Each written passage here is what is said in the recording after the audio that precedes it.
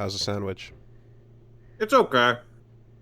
I want to apologize to everyone. I don't think you'll be able to hear it, but if you are able to hear my disgusting mouth flaps, eat this peanut butter.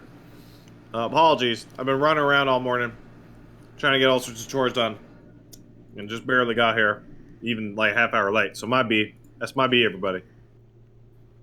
All good. Doesn't that doesn't affect MP3 files, but you know. Well, I'm using the fucking what do you call it? The fucking Nvidia bullshit on the MP3 as well. So you would hope that that would fucking work. Oh, is Oh, it turned off? What? I could. Are you switching it on and off? I don't fucking know. Okay. All right. I'm doing my best out here, and my best sucks, as Paige says. Well, you know, um, whatever. We can just get Alexa to listen to 60 seconds of your voice, and then I can just talk to Alexa. Just make a whole fake fucking podcast. I guarantee you that's within a decade is an AI generated podcast that is a conversation happening, and it's going to have a bunch of parts where it won't make sense, but kind of like other AI generated things at the moment, we're getting to the point where yeah, you can probably skim like 10 minutes, maybe 20 minutes of conversation before you detect some weird shit. Would I be able to have a fake podcast with myself? Because that seems insufferable. It in terms of content, certainly. In terms of voices, though, you could fake a bunch of shit. You could absolutely just write a script out and or press a button to switch a filter on so that you sound like another person, and then just fake a podcast with yourself easily. Oh yeah, we're definitely already there. You know, on the topic of faking it, I'm just thinking I could have a deep fake fucking AI robot discussion about how the only thing condoms are good for is faking your orgasm so you can get out of there. It's the only thing they're good for. I, um, you know who Yeah? already has faked a podcast with themselves? Yeah? Shari Lewis from fucking Lamb Chops Play Along had an Oh, entire holy shit. career based on making a fake podcast with herself and putting on a filter for the second character. You know what I don't understand about Sherry Lewis and Lamb Chop and Charlie Horse and all those guys? That was during this weird process of part of my childhood where there are a bunch of shows that I would watch all the time and I fucking hated them. Like, I don't think I enjoyed a single fucking episode of Rupert the Bear. I think Rupert the Bear can fucking go to hell and die. I think I've seen every single fucking episode of Rupert the Bear. I've seen a lot. I've seen a lot of you. The deal is you watch them all, no matter what. But yes, there's a bunch that were there's some were good and some were shit. Lamb Chops Play Along, I definitely just zoned out, but it still is formative enough that it's in there that I'm like, yeah, that was some. Is that a Canadian bit? No, Americans know what lamb chop is, right? Like Yeah, no, I think Rupert is like British Canadian that's because getting he in was a there. British little shithead and he had the scarf. Um, uh, I want to say PJ Ashley's Playhouse, which, yeah, totally. I'm sure that the YTV PJ show got exported to America at some point. That's another. I don't know, man. When you say PJ, Yeah, and a exactly. lot of Americans just the brain turn off. But any kids show where the host is talking to themselves via characters or like puppets is basically what we're describing with faking an AI or faking a voice and doing a fake podcast. Really, it's already Are been Muppets established. the first VTuber?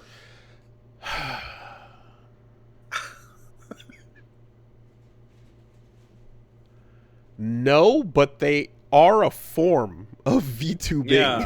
Yeah, okay. Muppets are a form of VTubing. You can't pretend they're not. Um, yeah, everything Jim Henson. Yeah. God, I love the Muppets. I wish I could hug every Muppet right now. Um, Except for Bert. Fuck Bert.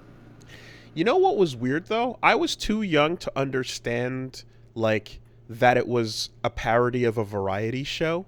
That was the one thing that always escaped me was like I would tune into the Muppet Show and want and expect to see like Adventures of Kermit and Friends, you And know? Big Bird and Grover and Not shit. no, not Well, Big no, I Bird. know, but like they're tangentially related. Like they're friends and they know each other and all that crap.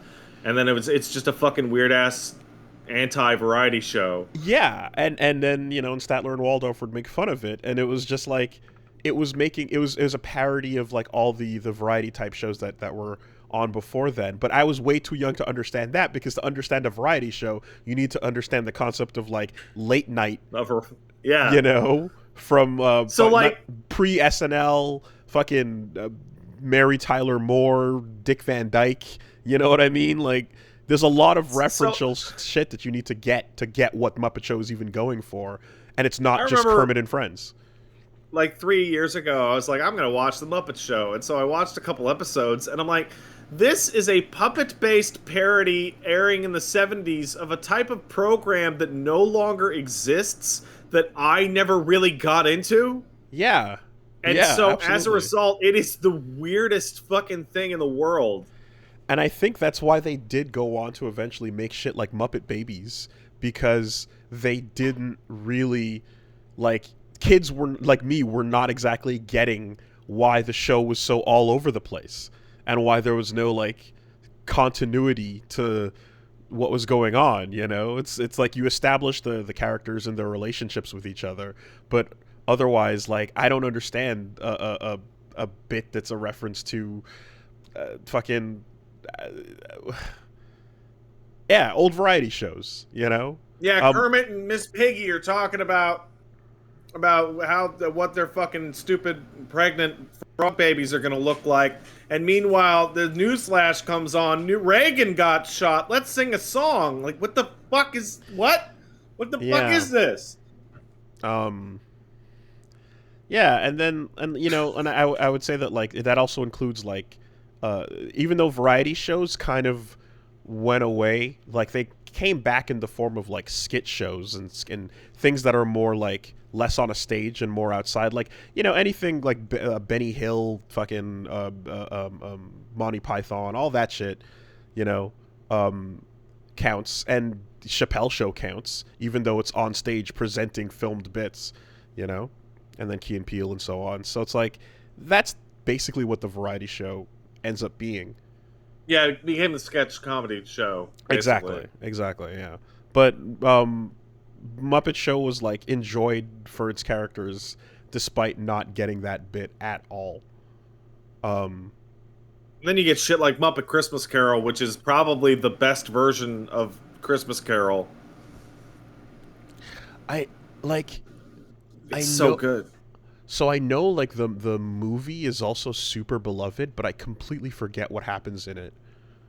Like, I want to say I saw it like on VHS at like a friend's place once or something, but I have no memory of the movie. I just know that it's like... Well, Michael Caine's a fucking piece of shit, and he doesn't want to give anybody no money.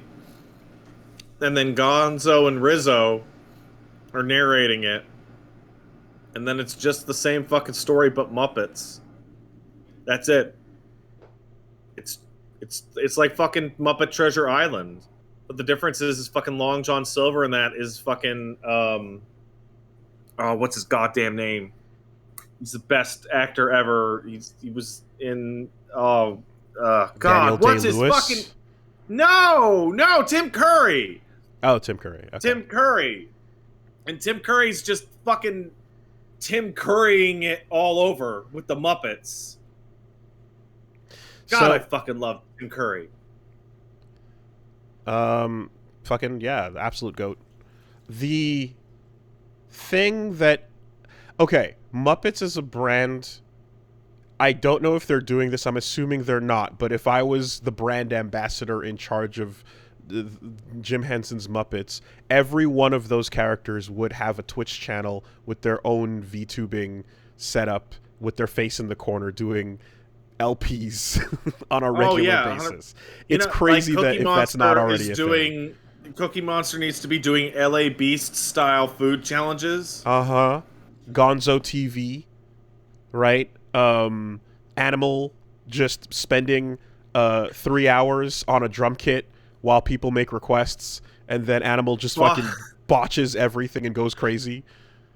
Fozzie is uploading his friend's cam footage of just the absolute worst fucking sets that he's doing at open mic night in his local pub. Hot Tub Miss Piggy. Oh, yeah. Miss Piggy Hot Tub stream. Hire me. I'm making you money, guys. It's right there. What are you doing? Just you get relevant, bring it in, and you just have like a more advanced like rig that has like the body setup and everything, and just just Miss Piggy in the water and like all the and people donating and madness. Just absolutely like there's so much to go off of there. What are y'all doing? It's been decades and decades, and still the appeal of what if we just had a regular program, but it was this fucking stupid puppet instead. It's great. I wish I was a Muppet. I have a dog that looks like a Muppet, but that's as close as I think I'm gonna get. I'm sure over the years there's been some like Muppetification of us at some point. I feel like I'm hallucinating. You could have a variety gaming channel with Swedish Chef and call it Varg Skeletor. I'm missing the reference, but okay. I'm sure people will appreciate it. Yeah.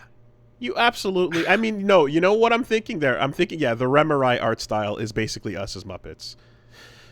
Let's be real. That's more or less what's going on with that art style. To fill you in, Wooly, that's Joel's Twitch username. Okay. So that is a probable like that is how you stay relevant. That is how you keep Muppets in the 2022. I'm just happy. I'm just having good thoughts about Muppets. I love them. I watched Muppet Babies. That was weird. Feel like people that didn't grow up in the 90s are never going to understand just how fucking weird it was that the commodification of every property ever into a Saturday morning cartoon show was. Like, R-rated films like RoboCop and Terminator and Aliens being turned into Saturday morning cartoon shows so they could make a shitzillion dollars on cheap piece of shit toys.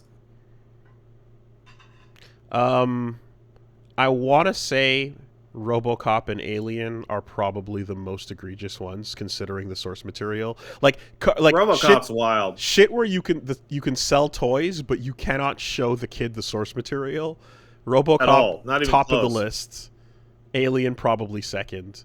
Those Alien toys were pretty good. Yeah, they were based off the Dark Horse comics. Yeah, Predator coming in up third, which is why they all like hung out with each other and constantly overlapped. But and Toxic Crusaders, Toxic Avenger, that shit as well.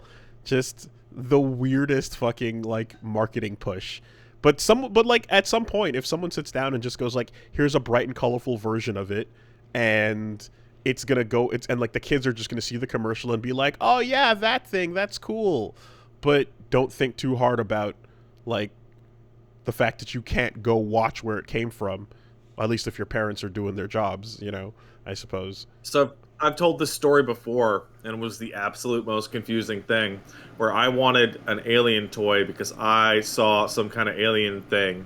So I get the alien toys, and I got the Queen, and I got Hicks, and Hicks came with a sticker on it, and the sticker was hardcore. And I put the sticker on his rocket launcher, and I turn and I ask my mom what the word hardcore means. And she, like, blanches and goes, and ended up explaining to me that is when the camera is. This is the real explanation for my mother. That is when, if there's a kissing scene in a movie, they don't cut away when the people take their clothes off. And I went, why would he put that on his rocket launcher? And she's like, I don't know. It's just a. And I'm like, what? Okay. What? I don't get it. I'm 6. That poor lady failed to grasp the situation, and you could have just gotten away with saying it's a really it means extreme. You could have just done that. It's really extreme. She was doing her best. She was doing her best. Yeah. I mean, we can all laugh at the horrible situations we put our parents in by asking them the wrong question at the wrong time. Like my parents, like coming into the room while my brother and I are like in a screaming match explaining how a baby comes out of a lady. And the argument is whether or not it bursts out of her chest through her belly button or if she throws it up on the floor. And we are 9 and 5 in this situation. 9 is crazy old for that conversation. Is an idiot.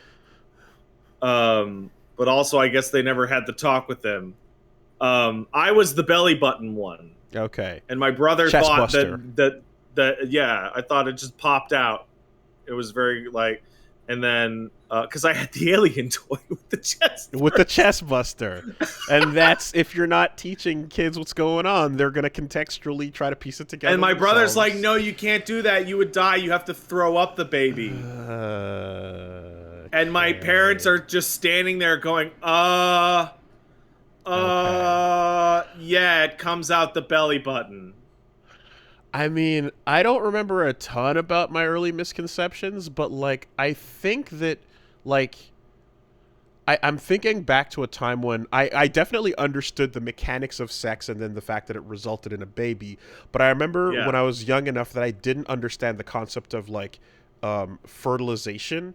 And I kind of thought... that's kind of complicated. Exactly. So what my based on the, like, the descriptions and the whatever that I had been taught and what I'd seen, I kind of remember thinking that's like, okay, there are like there's like basically like sperm, like just goes into like not even like an egg, but just the sperm is just gonna go into the stomach and become a baby. Yeah, I mean that's which is reasonable, more or less as a kid. Yeah, but I kind of was just like, okay, so you put it inside a person and then suddenly it's just going to become a bait anyway. I mean, yeah. I remember my mom and dad laughing themselves to almost passing out because when I'm like 3 or 4 asked where'd babies come from. Well, when a man and a lady love each other very much and they kiss a bunch and then the lady gets a baby. And you know what? As far as like explanation to a 4-year-old in 1990, you know what? That's fine, right? That works for the worldview. Until I was 6 and I made out with my next door neighbor who was 7, and I came home and started to freak the fuck out. Started to fucking lose my shit. And my parents are like, what's wrong? And I'm like, oh no, I'm going to have a baby.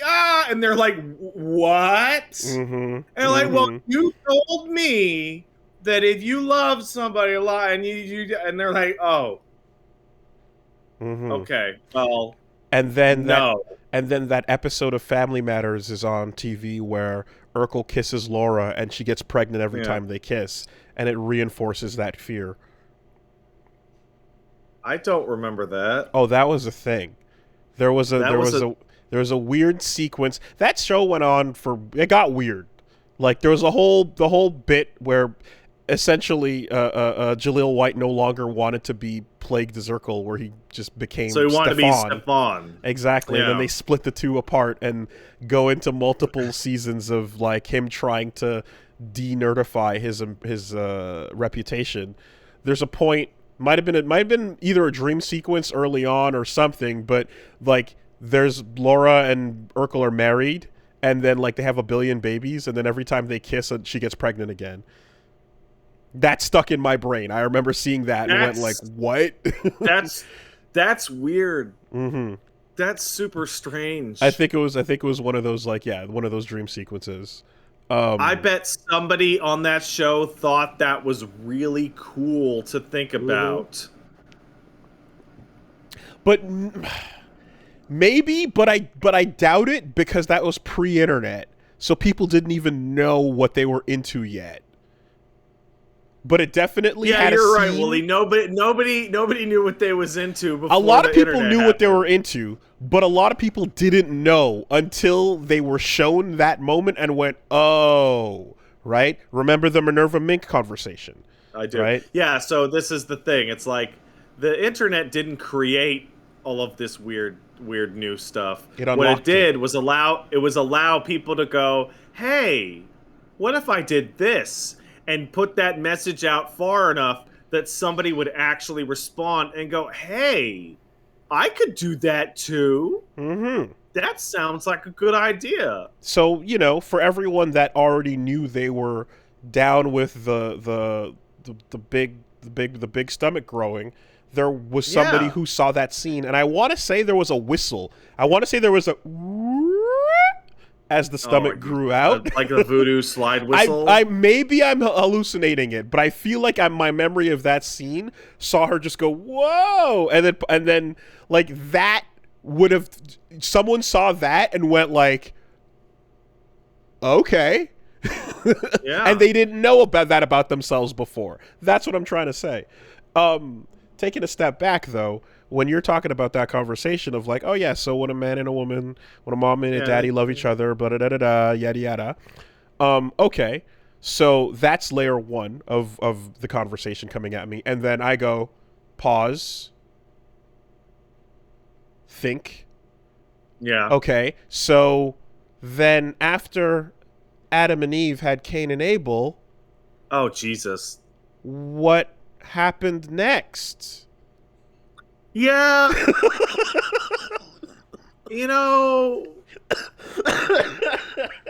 Don't worry about it.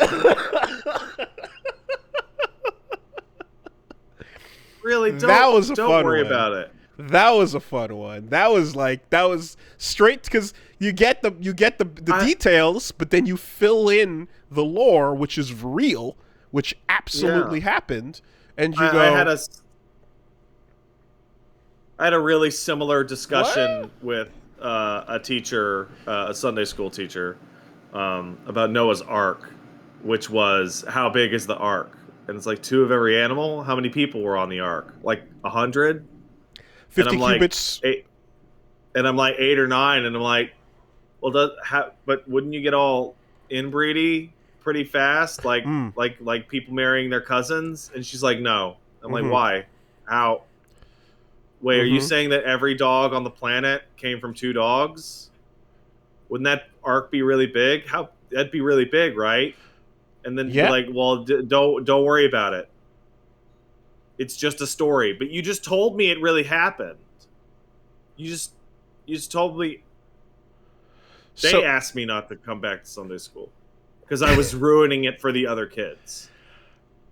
I mean, the idea was that, like, the magic that allowed every animal to get on the ark to begin with and keep them there and stop them from killing each other would also allow their pregnancies to not be horribly inbred. I just remembered, like, the fucking look of disgust on my Sunday school teacher's face when she's explaining all the Jesus powers. And he could do this and that. I'm like, oh, you mean like Santa? And just this fucking, like Santa, like just this violent, just like, ugh. So the thing about the size of the arc too is that, like, that's one of the weird things in that, like, it would have been much easier to just leave it described as a large boat, and that would have been it. But they It's put specify down to the length. like meters, right? They specify 300 cubits by 50 cubits, and like you can kind of go and crunch the numbers based on the old amounts. That's only 510 feet long.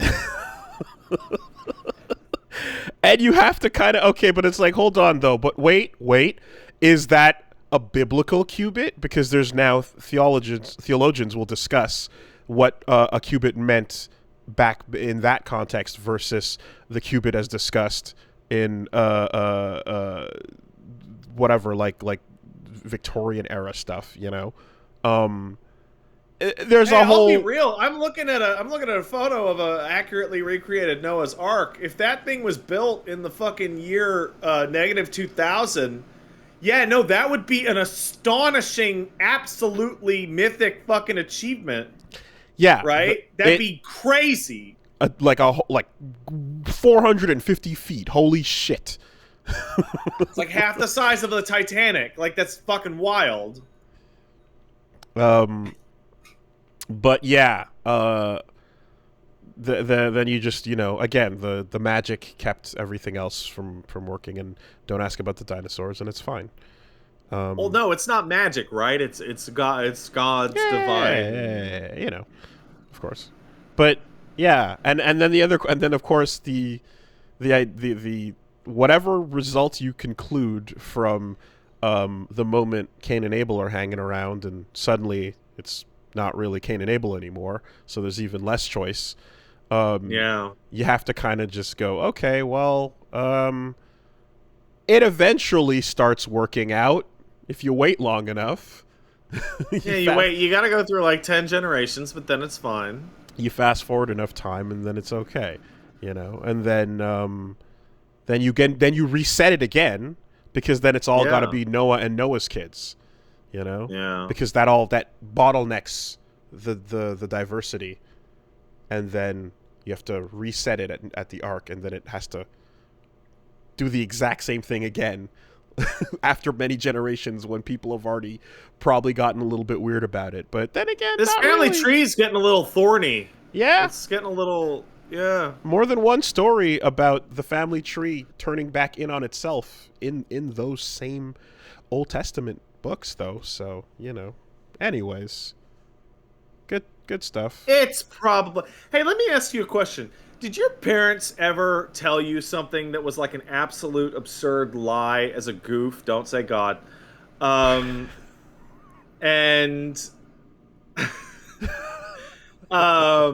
like just to wait to see it hit you later in life? Well, yes. I was told that I was going to Grenada for 2 weeks. Well, I'm talking about like a funny little story, not like a. I'm talking about like my example. My example was gonna be when I was a little kid. My dad told me that chocolate milk came from brown cows. Oh, yeah, right, totally, and then I was like, way too old when I found out that was not the case. I was like 10 when it finally came out of my mouth, and somebody went, "What the fuck?" Right? Totally. You know, fun little stories with cute little anecdotes. Cute little anecdote. Absolutely. You know, the point at which you're too young to understand what's going on, but you're just old enough to understand that you should probably stop asking. Oh. You know? Oh, I don't know about that. Cute little cute little. You know, woo! I just remembered the meanest thing I've ever said in my life as a result of you saying that. Because it was in a situation I didn't fully understand, that I accidentally hit on the head in a way that was like astonishingly cruel.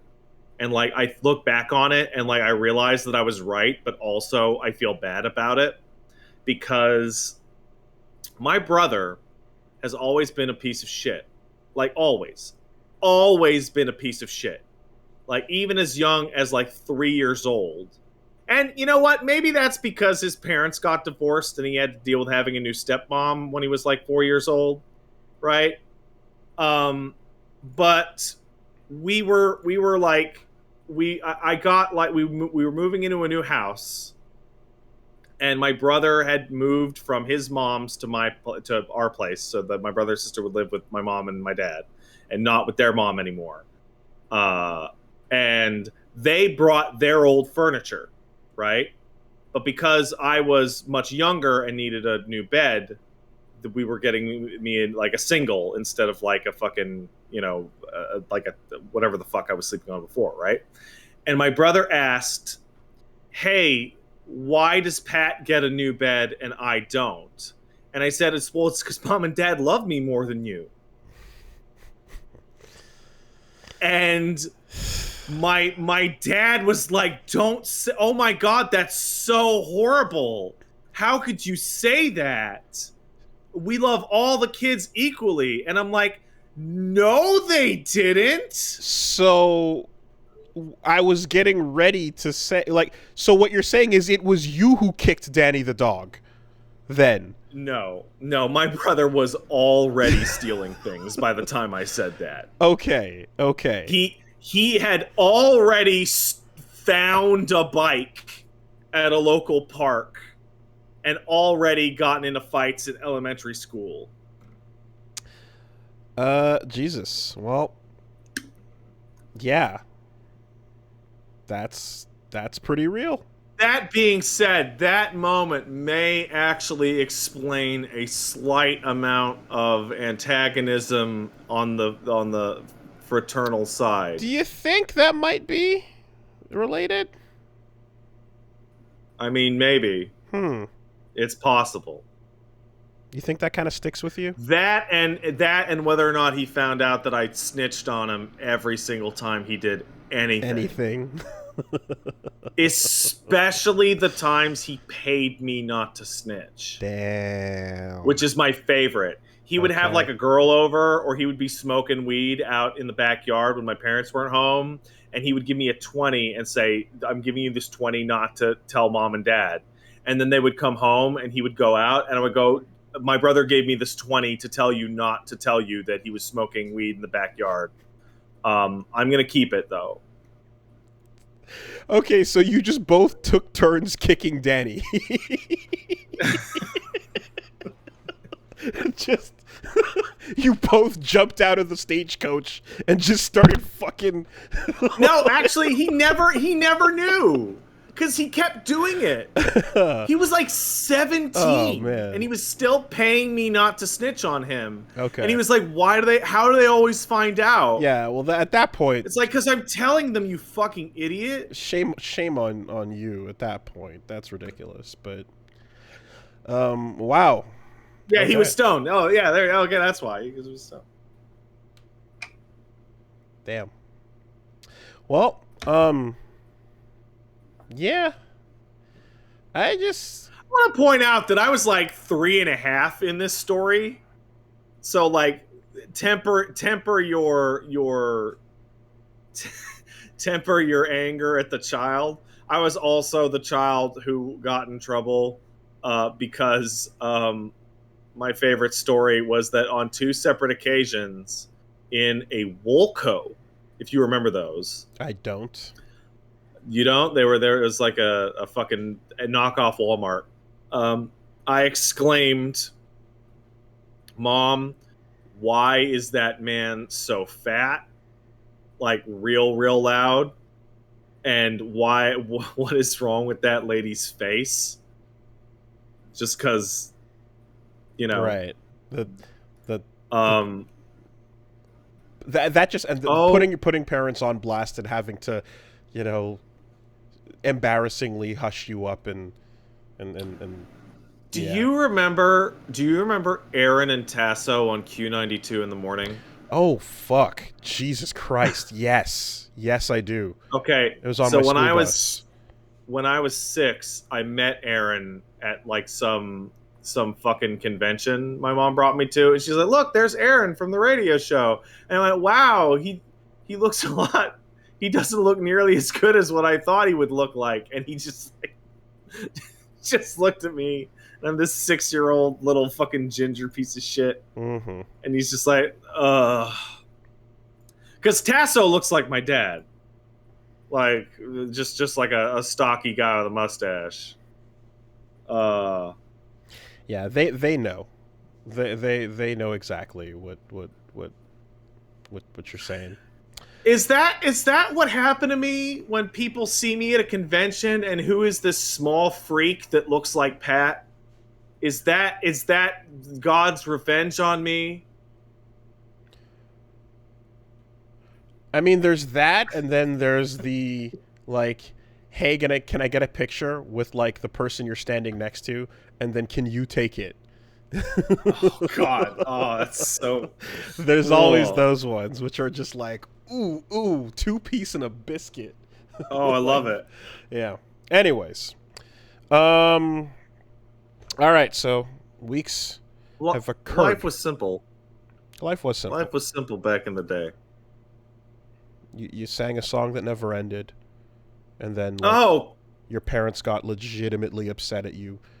How long was the longest time you did that? I mean, it was long enough that like the anger went into you're just going to get yourself tired eventually, and then getting upset at the fact that I wasn't getting tired. Yeah, no, for me it was like a couple hours. Yeah, okay. And yeah. I'm like, I bet my mom wanted to drown me. I bet that was the most annoying fucking shit in the world. I bet that was just intolerable. It's kind of an evil thing to put out into the world if you have a children's show. It sure is! She was kind of nefariously evil with that song. Oh, man. Just Christ. Like, I'm going to put this song out, and we're going to just see society crumble as people all just drown their children in a pond of ditch water. They started singing it, not knowing what it was. Gurgling.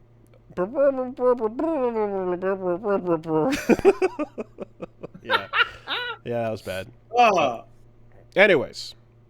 All right, so Weeks, what's going on? All right. So, I'm going to have what's called a pre-week because I want to talk about something, but it hasn't happened yet. But I have decided to hop on the e-reader train. I ordered a Kindle. It'll be here tomorrow. I want to get back into reading books on the regular. Mm-hmm. There were two things that spearheaded this.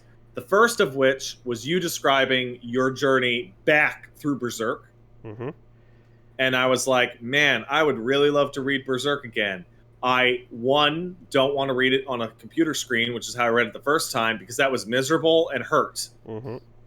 And the second of which is I don't have room in my life anymore to, bookshelf up, like, a massive amount of new volumes, right? When I was a kid and I read all the time, I unironically had like 8 or 9 bookshelves. And the only reason that like cut down to a point of feasibility is that there was a used bookstore in the town that I grew up in that would give me like good prices on like all the fantasy books that I would read. So I would just swap them out. Right. So I want to get back into reading books. And the second part was not just Berserk. It was I was sitting on the internet and I was scrolling through Twitter and I saw what appeared to be a hot clip from a new fantasy TV show in which a young man wearing what looks like a shitty medieval outfit fires an arrow at a guy who looks like Lucifer from the TV show Lucifer, in that he's wearing like a suit, like a tailored suit, but his face is like a tree branch. And then the arrow goes into his face and he's like, haha, he pushes it into his face and it's CG. And it looks like the shittiest fucking crap I have ever seen. It looks like space at 3 o'clock after Relic Hunter with Tia Carrera. Oh boy.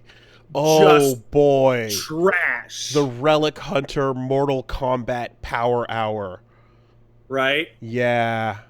And then I click through and I go, what is this from? And I go, oh my god, that is from the Wheel of Time show. Oh man. Mm-hmm.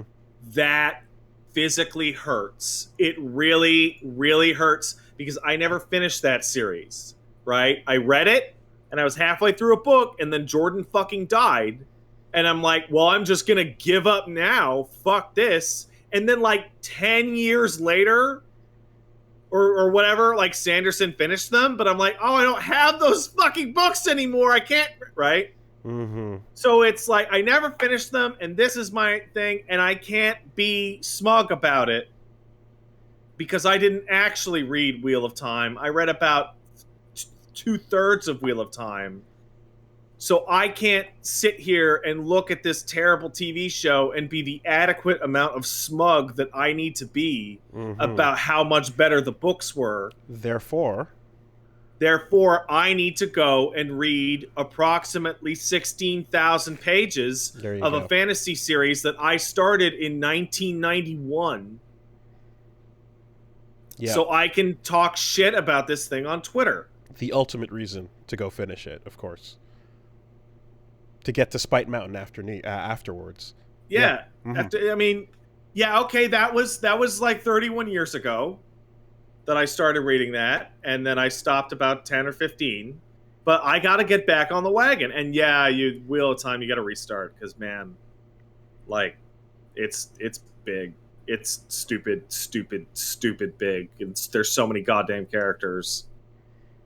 Well, everything I've seen about Kindles is super sick. Like I asked some people around, and everybody basically recommended. The e-paper thing they do with the screen is like the number one, like, oh yeah, this is not going to hurt your eyes. Okay, perfect. Yeah. It's weird. So I'm excited for that, but at the same time, I don't have it, so what can I tell you? There's something fun about the idea of, like, the newer, best, brightest screen technology actually being a problem for reading, and the need to go back to, like, Game & Watch technology, to basically be like, oh yeah, you need to be able to read and not fucking hurt your eyes, like that. One of the things that really surprised me is I'm asking for recommendations for e-readers, and I decided to go with Kindle just because buying books off Amazon is by far the easiest. And there are some folks going like, "Oh, that's so stupid! You get any Android tablet, you can like Kindles you can't even sideload an app into it, yada yada." And it's like, I'm getting it to read things. Reading things on a tablet fucking sucks. It's terrible, especially at night. Like, it's just awful. Like I'm old now, sir. I'm almost 40.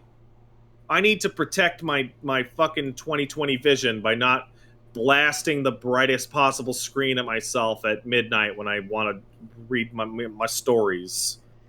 Yeah, I think I said before that, like, the most brutal experience I've subjected myself to was reading JoJo on a Switch, on a Wii U tablet, sideways. God! Like, because that is awful! I didn't have any other kind of tablet, really, and, like, to sit in bed and read it, that's all I could do, so I fucking scrolled on a goddamn Wii U tablet. Like, it was brutal. That is the worst reading experience I have heard in ages. Yeah, no. Blue light, no good. No good.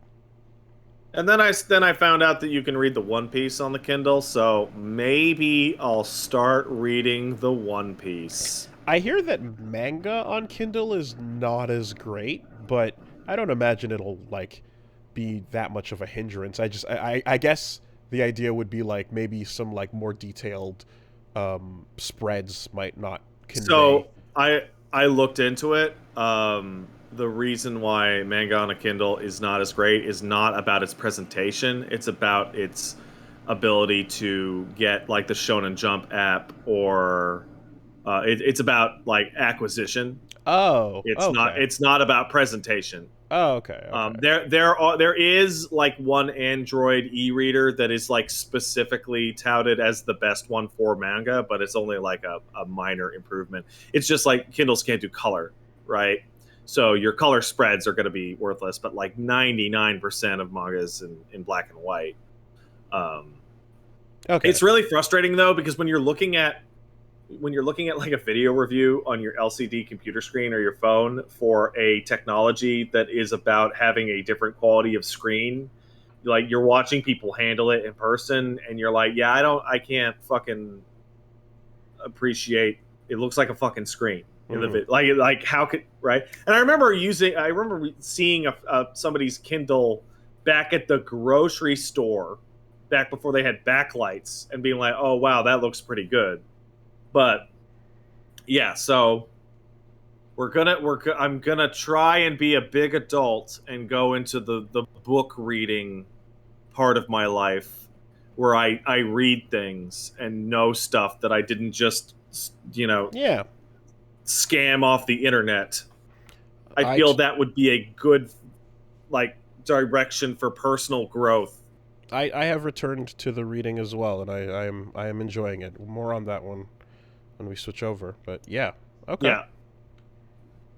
Like I need to, like, I remember going through like all of Carl Sagan's books and being like, man, I should have been a goddamn astrophysicist. Well, it's too late now.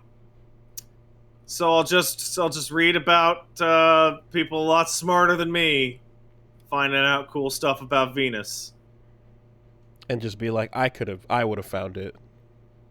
Yeah, I would have discovered global warming had I been born in 1952 and thought that, space astronomy was cool and video games didn't exist, so I could focus my attentions on something that mattered. There you go. Oh well. Hey, let me ask you a question, Wooly. Maybe this doesn't happen to you. But do you ever have the situation where you fixate on something new that you want to do, some new hobby, some new item, some new whatever, right? And it will be 4 days from now that you will be able to go on the trip or go to the restaurant or read the book or whatever. And then every time you sit down to do something else, you're like, yeah, I fucking hate this. I want to do the thing that's in 4 days. Because I'm in that place right now. So, like, I did some streams. I was late a bunch. I got stuck all over the place. Oh, man, it's been such a month. Sorry, such a week. But, like, every time I sat down, like, oh, I'm going to play Sunbreak, right? Which came out this week. I'm like, yeah, I don't want to fucking play Sunbreak. I want to start reading fucking Wheel of Time again. Yeah, there you go. I went out to a field because there's supposed to be an area that was really great for kiting, and we went on a day where it was just unfortunately not windy enough, and it was kind of in this industrial park area that leads to like a nature park area, and it was we got up on a hill and it just wasn't windy enough to get anything going. It's not gonna happen. Huge disappointment. So at least I got the steps in for the day, but came back home and I've just been like, motherfucker, I've been denied a kiting session, and all I want to do is get back out at the next good weather and do a kite. Yeah, you're kind of stuck in the same place that like surfers get into. Where, you just gotta wait for dude, it. let's go down for the weekend, and then you get there and you're like, great, the fucking surf is shit on the day that I assigned to it. Yeah, when you get fucking kite blocked, there's nothing you can do. You're gonna yell at the sky? Like, you just have to go home, sad with your kite, sit there, and hope that tomorrow's a windier day. I don't mean to steer it back. I'm kind of fascinated what my reading speed is going to be, because I used to just tear through everything I could get my hands on. And I look back and I can't tell, did I read really quickly, or was I just such a pathetic loser that I didn't have anything else to do with my time? And I think it might have been both. I remember when I was drawn in and I got like, my aunt used to provide us with the books. She's a librarian. and she gave us reading material for our entire lives, and I would just read for fun, and then when I was bored or whatever, then I would stop. But it wasn't until I got into the D&D books, the Dragonlance series specifically, that I was like, I don't want to stop, and I would like go eat dinner quickly to run back to the room and keep reading. So to me, it was like, no, I'm trying to marathon these books. It is absolutely crazy to me that that we both got way into the Dragonlance series of books. Like, I don't. And like I'm just on a whim. I just typed in Dragonlance into fucking Amazon, and what do I see? But Dragons of Deceit, Dragonlance Destinies Volume 1. This title will be released on August 2nd, 2022. Hell yeah! And I'm like, really? Hell yeah, they're going. Like, yeah, still? Yeah. Holy shit! Because there's people, and it's a Tasselhoff fucking story. Yeah. Seriously? Tasselhoff Burfoot. Still, he survives and he keeps it going even past the fallen moon. They like because it's because people like you and me that perhaps didn't get. There's a bunch of people like you and I that then ended up getting jobs where they had to stop being children. And so they stopped caring about all that. Yeah. But they still kind of have the memory of the thing that they enjoyed, and then that might still be an appeal if you want to go back and be like, oh shit, I remember Tasselhoff, I remember Karaman and Raistlin, you know, like you want to, they are in that place. So I think like basically like it's almost like when I think of like with my brother, where it was just like we were into the same media up to a certain point, and then he has a stop where new media is no longer entering because media consumption is no longer the main thing that he's doing with his life. Therefore, you're just going to have a fond memory for those things and anything around them, you know? It's just like there was a period of, oh man, I really like this Dragonlance book, so I read it.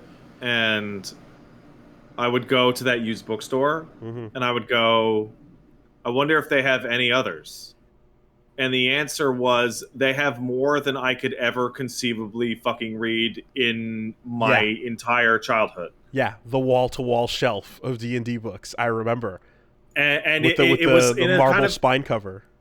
Yeah, and it was kind of this place that a lot of people got into comic books when they got into comic books. Is like, well, what kind of comic do I want to read? Because it's just functionally infinite. So I'm like, do I want to read one about dwarves? Here's 48 Dragonlance books that feature dwarves as primary protagonists. Do I want the historical? Okay, here's Legend of Huma, then the Kaz the Minotaur series. Oh, those are old. I read those back when I was still I know, but like just even that, like, yeah. But dude, like, and now people like the thing you're describing. Take anything that you currently still do that you did a long time ago, and it's just people never stopped. There's people that stayed in. You happen to stop, and then you're looking back on it and going, "Holy shit!" But it's like, yeah. In the same way that, you know, I don't know, 14's been going for a while, or, you know, any other series that you've been, like, following adequately for the last 20 years. Yeah. There's parallels. Dragons of Autumn Twilight came out in 2000? God, that was years and years after Summer Flame. Jesus fuck. Yeah, and, if I'm not mistaken, that's from the... Like, yeah, because, hold on a second. I remember being in a place where I was reading so many of Autumn these Twilight fantasy novels. 84. Really? No, that 2000 is that a reprint? You're talking about a reprint. Like, yeah, no. Okay. Autumn Twilight is absolutely older than that. Okay. That doesn't make any sense because I was in high school. Oh, okay. I'm looking at Testa Twins and it's saying 2001, and I'm like, bullshit. That's 2001. Test Time and Tale of the Twins. I read that in fucking 92. Yeah. No, you're looking at reprints probably. Oh, to somebody who's asking in the chat, good question. I got the Kindle Paperwhite signature edition because the different there's the Paperwhite and then there's the signature, and the difference between the two is one's 8 gigs and one's 32 gigs. And I'm like, what kind of fucking books are you reading that you would fucking need 32 gigs of storage? And then I look up, and a single volume of Berserk is 950 megabytes. And I'm like, oh, that's what kind of fucking books you'd be reading in order. Like, okay, that answered my own question. Yeah, but no, around the stuff that in my brain is considered like the new trilogies was like the War of Souls stuff, which was actually printed in 2000, and that's now 22 fucking years old. So like I think though when it comes to Dragonlance specifically, there's still like there's still only a handful of like trilogies that are like mainline things, and then all the rest is supplemental material, you know? Yeah. So kind of like old trilogy, prequel trilogy, new trilogy. There's a tight collection of what is that? Maybe 9, 10 mainline books. Actually, hold on, more. That's more like 12. And then all the rest is supplemental. And it's like, do I start reading Stephen King novels so I can have more to chat with my mom about, because she's read every Stephen King novel? Damn. And I've read 0? See, but if you go down that road, then you're going to have to read about how they all connect, and you're going to have to, get drawn into the overall... Then I get to be pissed off by decades of the shittiest adaptations possible. Just get into that Dark Tower shit, yeah. And then you can watch the ones that he approved of, which are even worse. Where Shawshank Redemption's pretty good. Apparently, I remember being told that like a lot of the Stephen King adaptations, like the ones that people like, tend to be the ones where they just stopped listening to him, and the ones that he approved of that were like made straight for TV are the bad ones. Yeah, so like probably the wildest is that Stephen King does not like The Shining. He thinks it's a bad movie. And it's like, shut up, Stephen. Shut your fucking mouth. You can also like, I don't know, like, are you really ready to get like super into the world of creepy Maine? Yeah, I'm in Pacific Northwest right now. So like there's some overlap on the there's weird shit out here vibes. I hear bad things about Maine, but I hear them from Stephen King books.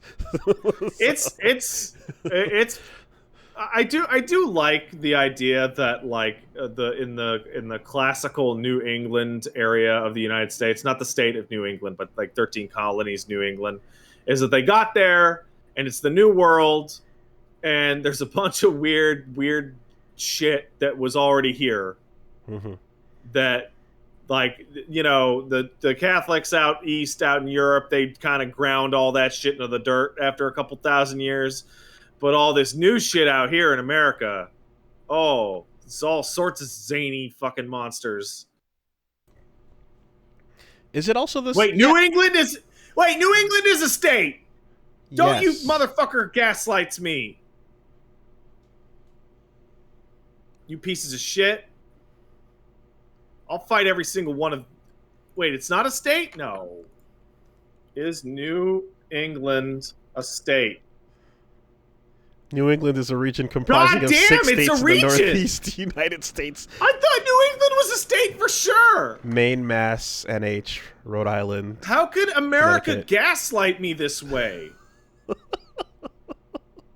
Damn you, America. I am not going to pretend that I knew that. I did not know that. I'm absolutely going to be honest here and say that when I heard New England as a regular thing referred to, I did not know it as a region consisting of 6 states either. So yeah, I thought it was a state. Well, there you go. Feel highly gaslit. Well, at least I'll always have my Bernstein Bears. So then, I hold on. won't, will I? Wait. Hold on. I'm curious because does that mean? Oh, yeah. You know what? This is revenge. So I retweeted a stupid meme that was a girl wearing a shirt that said gaslighting's not real, you're just crazy. no, but that's pretty good.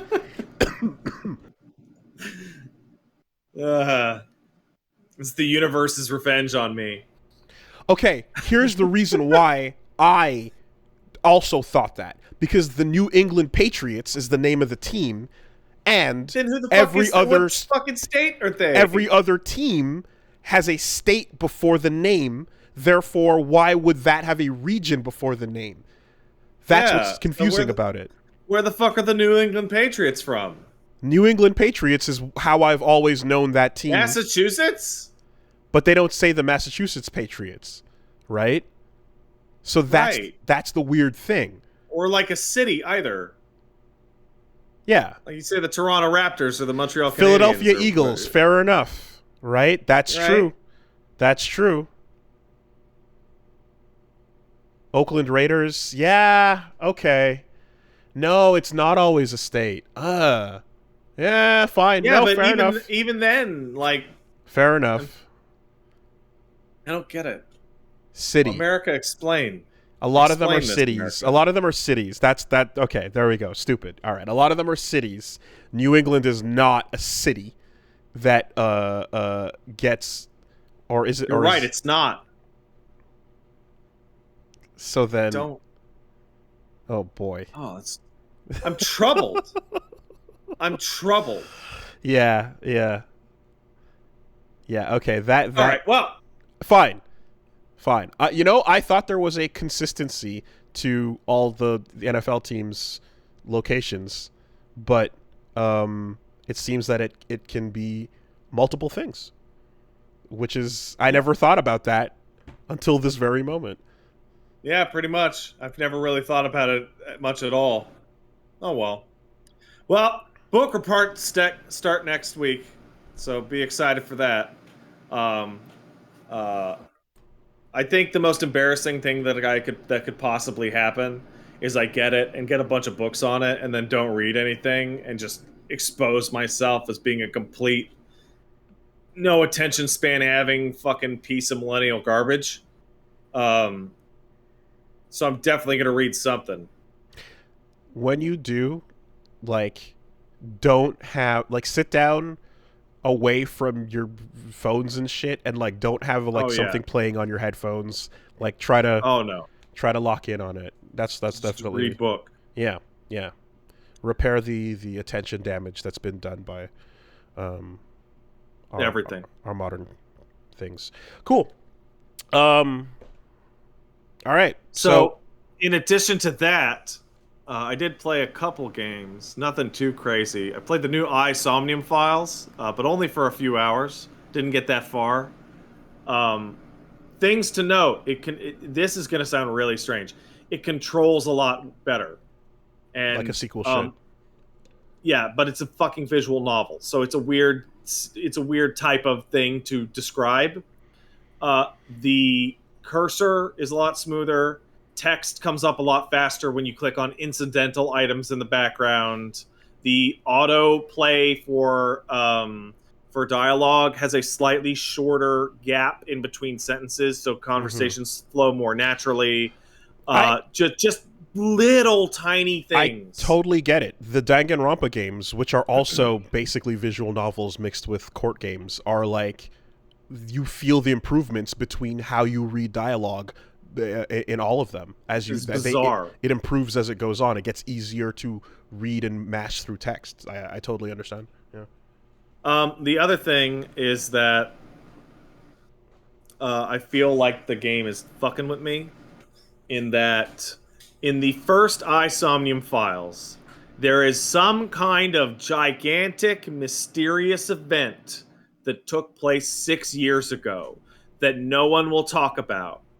And you constantly, and I mean constantly, run into people describing, hey, I gave up ownership of this warehouse 6 years ago. Hey, you know that explosion at the chemical factory? That was 6 years ago. And so on and so forth, to the point where it's very obvious that all these disparate elements are actually connected in some way. So you're diving into the mystery, and every time you talk to somebody and they give a detail, and it's 6 years ago. Mm-hmm. Wow. Mm-hmm. The premise of Somnium Files 2 is a series of serial murders in which half a body is discovered, and then at a later date, the other half of the body is discovered. And you are playing through 2 time periods that are 6 years apart. So you are doubling down even more strongly. Every single detail of the case in the future portion of the game is relating to the case from 6 years ago. And it's just like, why? Why does it always have to be this singular fucking distance in time from the current thing? It's so bizarre. Do you think it's funny, Uchikoshi? Is that it? I mean, anything like that, I feel like I've been trained to just go, this is silly, but I can suspend it with a question mark until the last 10 minutes of the game. You know? Well, it's just... The other interesting thing is that because of the time difference, the original part of the case starts immediately after the first game, so you're seeing all the characters that you already know as they are. And then the second part of the case takes place 6 years later, so you're seeing all of the same characters, but most of them are adults at this point, or at least older. Okay. So that's a fun little thing. It has one of the best mystery game features I've ever seen in my life. It starts you off in a quiz show inside a dream sequence, which is totally unreal and fourth wall breaking. Mm-hmm. But what's important is that the game show announcer teaches you how to use the controls and then asks you, hey, are you familiar with the Cyclops killer serial killings that took place, etc.? And that's the serial killings that the first game is about. And if you say yes, they go, are you sure? And you go, yeah. And they go, in the final scene, someone got shot in the stomach or the leg. Who was it? And you have to type their name in. And you get it right or not. And then they ask you, who was the culprit of the Cyclops serial killings? And you have to type in their name. And if you fail it, the game says, oh, you clearly don't know about those. Don't worry. Characters involved in that case won't talk about it. Huh. But if you do get it right, characters will now make reference to the events of the first game. So it's this massively detailed spoiler guard. Wow. So that you can play the second game in the series while being totally free from spoiler damage of the first game. Okay, but wait, what if you say, I like MGS 2? And then I like MGS 1. Well, so probably mask. There's a real answer to that, because I got the first question wrong, because the first question is who somebody gets shot in an arm or a leg. And I was like, oh, it was this person, and typed in their name and go, no, that person got shot in the stomach. Nice try, though. And I'm like, really? You have fucking built-in answers for all the wrong answers? That's pretty good. That's good. People were telling me that there were actually separate responses based on whether or not you used characters' first or last names. Yeah, okay. Like, in a game that's all about, like, in a visual novel, a lot of that makes sense. It'd be cool if, if someone was like, oh, do you need to know the first one going into the second game in any other genre? And you could be like, you can choose whether or not it matters, Yeah. And so in the case of this, you are explicitly told, both from a character talking to your face and a news ticker of random information, goes, Don't worry, we really promise. We really, really promise. The first game has the first case has absolutely nothing to do with the second case. Now, Don't worry about it.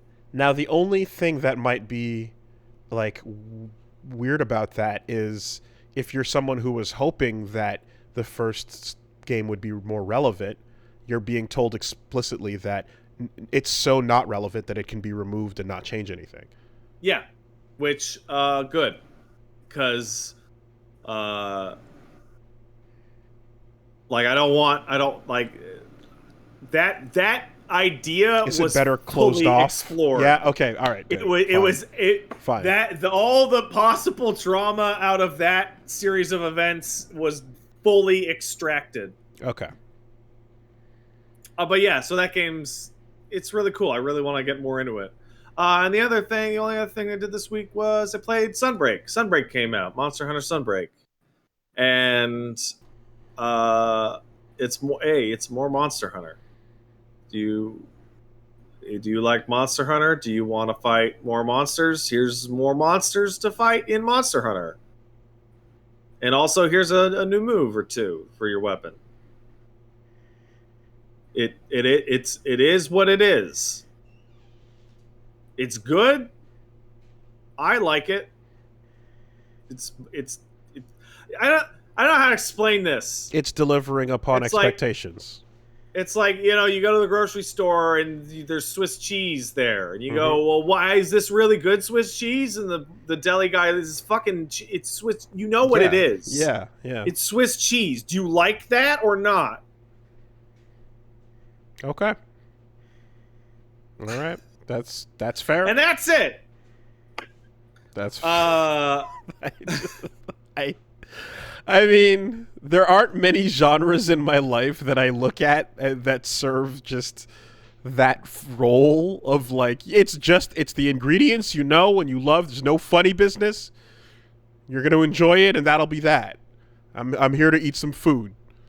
Do you want to hit a monster and then craft an item to eat when the monster hit you and then make the monster parts? And do you want to do that?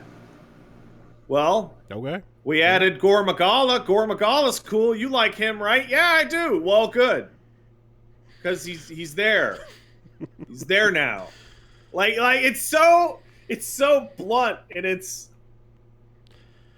I mean, I feel like that is the most leeway Capcom gets on any of their franchises. Yeah. In terms of expectation, like there's new features, right? There's AI hunters, there's like a new stage, there's a bunch of new monsters, some of the new moves really changed the way the weapons work. But you know what it is? It's the expansion game to a Monster Hunter game. It's like, okay. Oh, is Super Street Fighter 4 good? Well, did you like Street Fighter 4? Yeah? Then why are you even talking to me about this?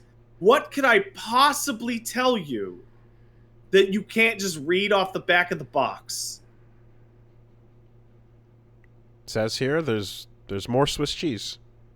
There's more cheese. It's pre-sliced. Good. Oh, that's a bit too fancy for me. Okay, well, we got it unsliced too. Oh, well, okay. Because I want to... Hey, Wooly, this is going to be a strange question. Have you ever had, like, a big piece of cheese that you could hold in your hand and just said, you know what? No one's looking at me right now. Fuck it. And just bit into it like an apple? I'd slice it. I slice the big slice. Okay. When I'm cutting, I'll go, no one's looking, and I'll cut a big slice and then eat it like a cheese, like, bite. But because I did that once. Okay. I did that once. I had done groceries, and then there was brie, and I had a brie, and no one was around, and I said, you know what would it be like if I just treated this like a regular food instead of a slicey food? Yeah. And the answer is, it's not worth how much faster you go through it. Like, if you eat a brie like an apple. Yeah, those are some nice big bites, but then your brie is gone, and it took you like 2 minutes. My equation is much simpler. It's really just if someone comes over and I have to serve them cheese, I don't want to serve them from the part that I bit into.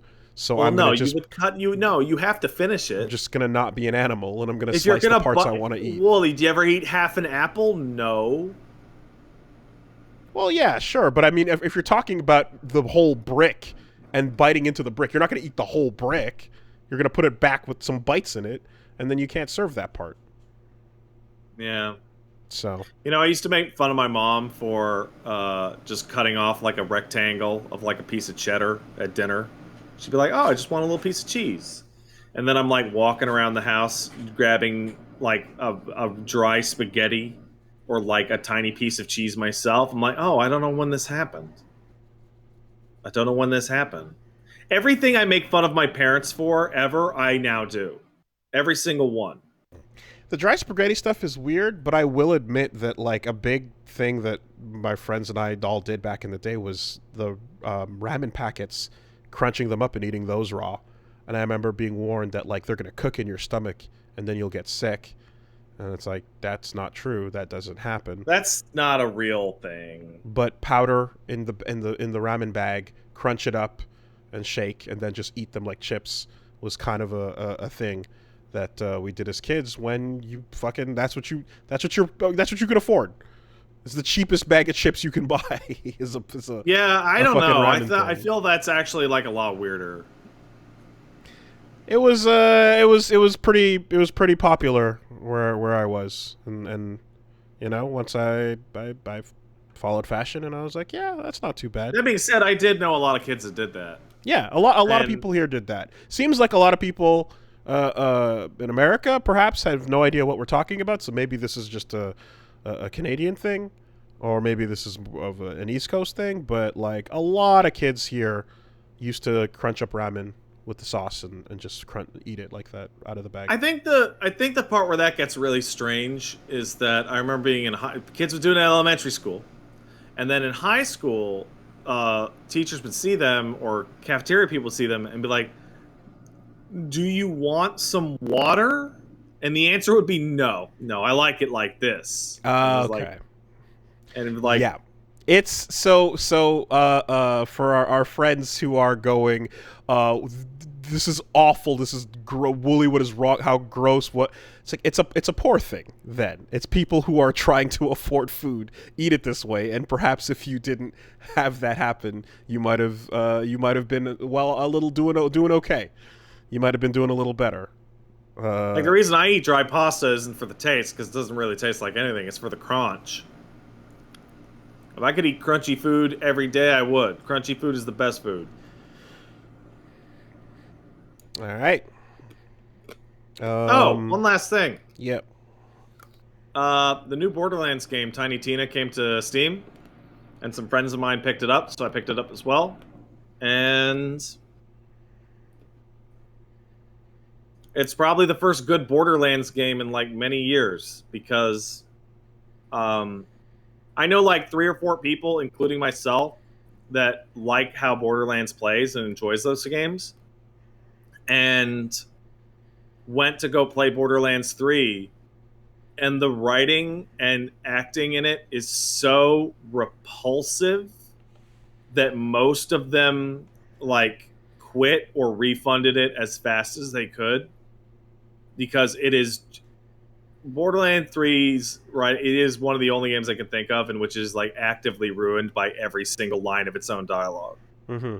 It is to the point that when Borderlands 3 goes on sale, a Google Doc starts to go around about how to delete all the voice files. Jesus Christ. So that the game glitches out and just Really? plays, like just skips through entire sequences. That bad. That bad. Wow. Okay. I heard you guys mentioning and it. and Tiny Tina's Dungeons and Dragons, whatever. Mm-hmm. It takes place in a fake ass D&D campaign, and it's still a little cringe, but removing it, like putting itself in this different context that's a little silly, Mm-hmm. definitely helps take a lot of the sting out of it. I heard good things about it. Having just an A+ celebrity voice cast really helps. So you're playing with Ashley Birch, who's playing Tina. You're playing with a robot voiced by Wanda Sykes, and you're playing with some douchebag voiced by Andy Samberg, and the Dragon King is voiced by Will Arnett. So like it makes a big difference. It makes a big fucking difference to have these actually funny actors doing this toned down version of the Borderlands style. And also it helps that it's a fantasy idea. It's an interesting thing to be getting these like a shotgun that just has floating runes all over it and stuff like that. Yeah. But that is absolutely the same thing as Monster Hunter. It's like, do you know what Borderlands is? Yeah? This one takes place in a Dungeons and Dragons. Yeah. No, I know some people that were working on it that were basically just like, yo, this is pretty cool. And I'm like, I don't know much about the franchise, but that's good. That's good. I'm glad that it's better. The franchise has struggled with awful writing. Just awful writing. Also, I'm surprised people in the chat are asking who Ashley Birch is. She's an accomplished voice actor. Hey Ash, What You Playing was some time ago, but since then, I suppose it's mainly been like a lot of voice gigs all over the place, really. I wonder if Anthony Birch wrote this game. I hope not. Cool. Yeah, that's been pretty much it. If you guys want to check out stuff this week, go down to twitch.tv/PatSarazat. Pretty normal week. Gonna finish off Bioshock, gonna finish off Dragon's Dogma, etc. And I'm also gonna play Neon White near the end of the week. Gonna give that a shot. Hearing good things about that too. I've been hearing really, really fantastic things about it, which is a lot. It was just gonna get me to try it, even though I don't think I'm gonna like it. Okay. Which is kind of a weird place to be. It seems like the kind of game that like you have to buy into what it's doing, completely, or it's not for you, you know. But yeah, I hear people going like this shit is fucking rad, so I'm curious. Cool. So, for me, a couple things going down. You talking about reading? So I was very delighted to hear about the reveal of Trigun Stampede, which is going to be coming next year. And in that, I remembered, I was like, the thing that I want to exist, the thing I've been wanting for years, but I know is kind of an impossible project, is that like basically Trigun Maximum Brotherhood is just not gonna happen, right? It is a pipe like done by Madhouse that is just perfectly like it's the stars aligning would just never really happen for this. And I kind of made my peace with that idea. So I was just happy that they're like, oh, we're gonna try doing something again. It felt as if after what is it, Battlefront Block Brigade, or I forget what it was, but the last Nighthouse series that came out, it didn't really blow up that much. It was probably like the least like popular of like the Naito series that have come out in over the course of the different years. But like taking a look at it, I was like, okay, they're doing a new Trigun, and it's gonna be CG, and like that trailer, I'm like, yeah, that looks fine. I'm okay with that. I hear, I didn't see Beastars, but people said good things about Beastars. Oh, Beastars is great. So the team involved on that, like I assume, is gonna do a competent job here. There's definitely that like thing going on with the way Vash looks. That is it's this entire category of like Luke or Ed discussion of like zoomer look on characters is either going to be kryptonite or inoffensive to you, and for that type of thing to be what Vash is doing, for those who it's kryptonite, I'm seeing a lot of people that are like, I hate the look. I don't mind it at all. It doesn't bug me. I'm just I'm happy for more Trigun, and like I think the animation doesn't look like the bad kind of CG. It seems as if it's doing decently. We're not in that berserk territory, but Definitely not. And then the main thing, of course, too, while I'm just touching on it, is that content-wise would always be a bit more of my where I'd be concerned. And everything shown in the trailer for Trigun Stampede seems to just be in like flashbacks that are a part of the regular canon. So it seems as if that's like, if event-wise, it seems like it's going to still just be doing what we know, but it'll probably just adapt Maximum in its own way, or it'll choose to go into different parts of the original story. People are throwing the word prequel around, but I looked for a source on the word prequel, and I cannot find one. There was a panel that came out that did not say the word prequel, so I think that's just a speculation based on seeing a bunch of REM flashbacks in the trailer, but I don't think that's necessarily accurate. Yeah. So, I mean, people saying that he looks yassified, I think they're dead on. Whether or not that bothers you, like, I think it's all right. yeah, I don't. It means I wasn't super attached to his whole design. yeah, It is fascinating to see the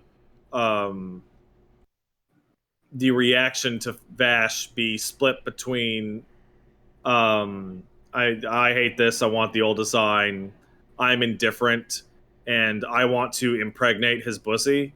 sure. Like that seems to be the three paths. Yeah.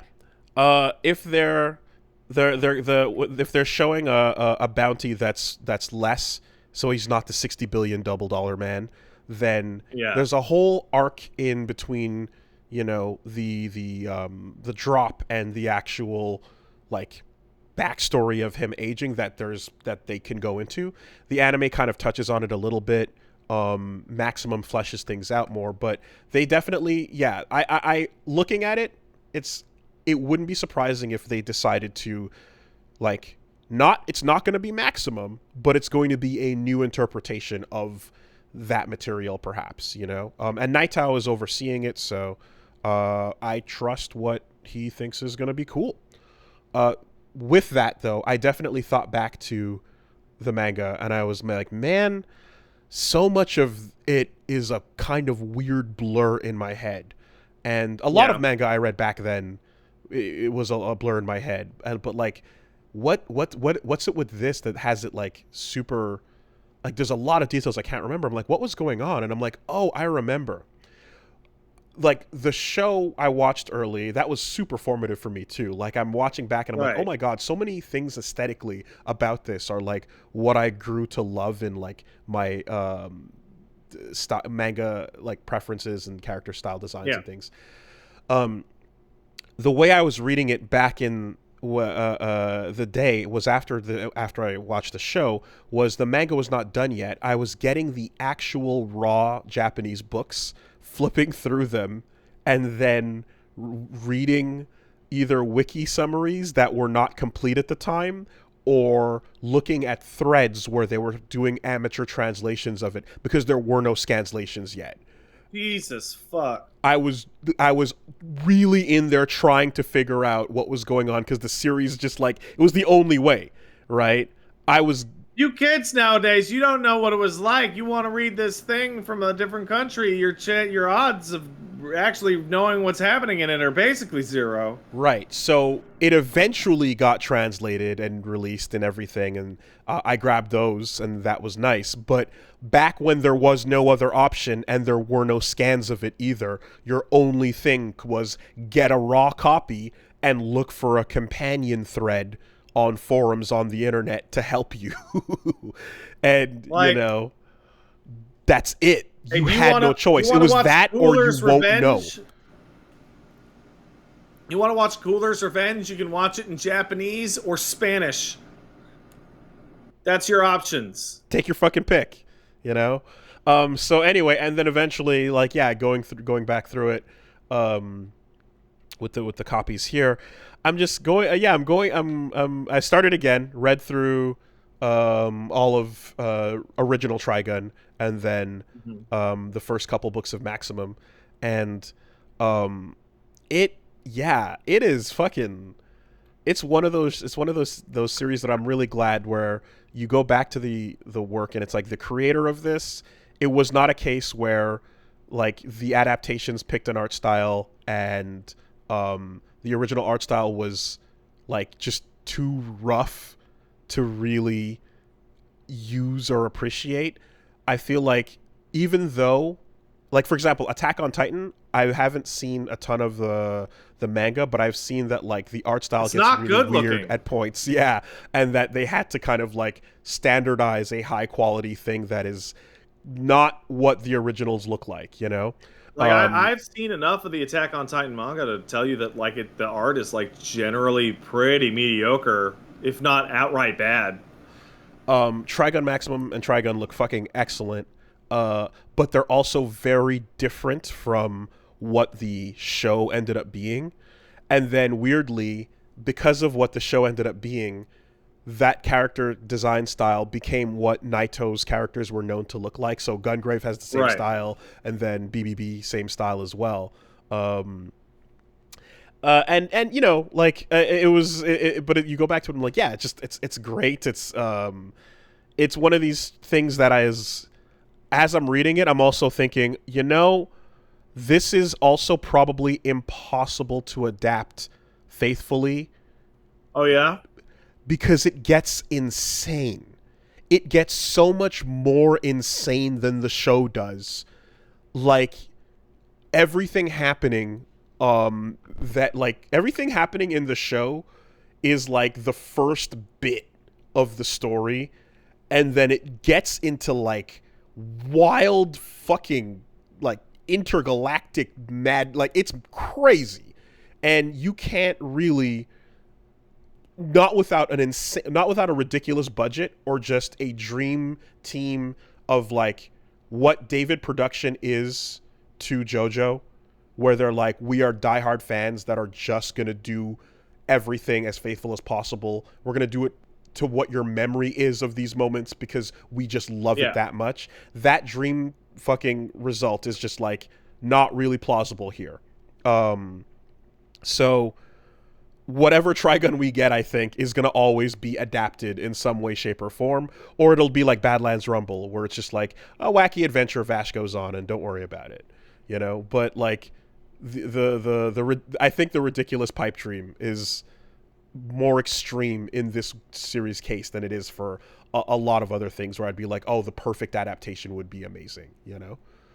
Um, but yeah, anyway, I'm gonna see if I can get back around to that. Although, weirdly, I'm missing some of my copies of the later books, and looking online, there's some stupid prices because some of them went out of print. So there's a whole Uh, fucking annoying thing going on with that. Where like, yeah, suddenly a thirty that's dollar one of the book. other reasons that I decided to get a Kindle because like I was, I'm looking at Berserk, right? And it's like, hey, can I get these volumes? No.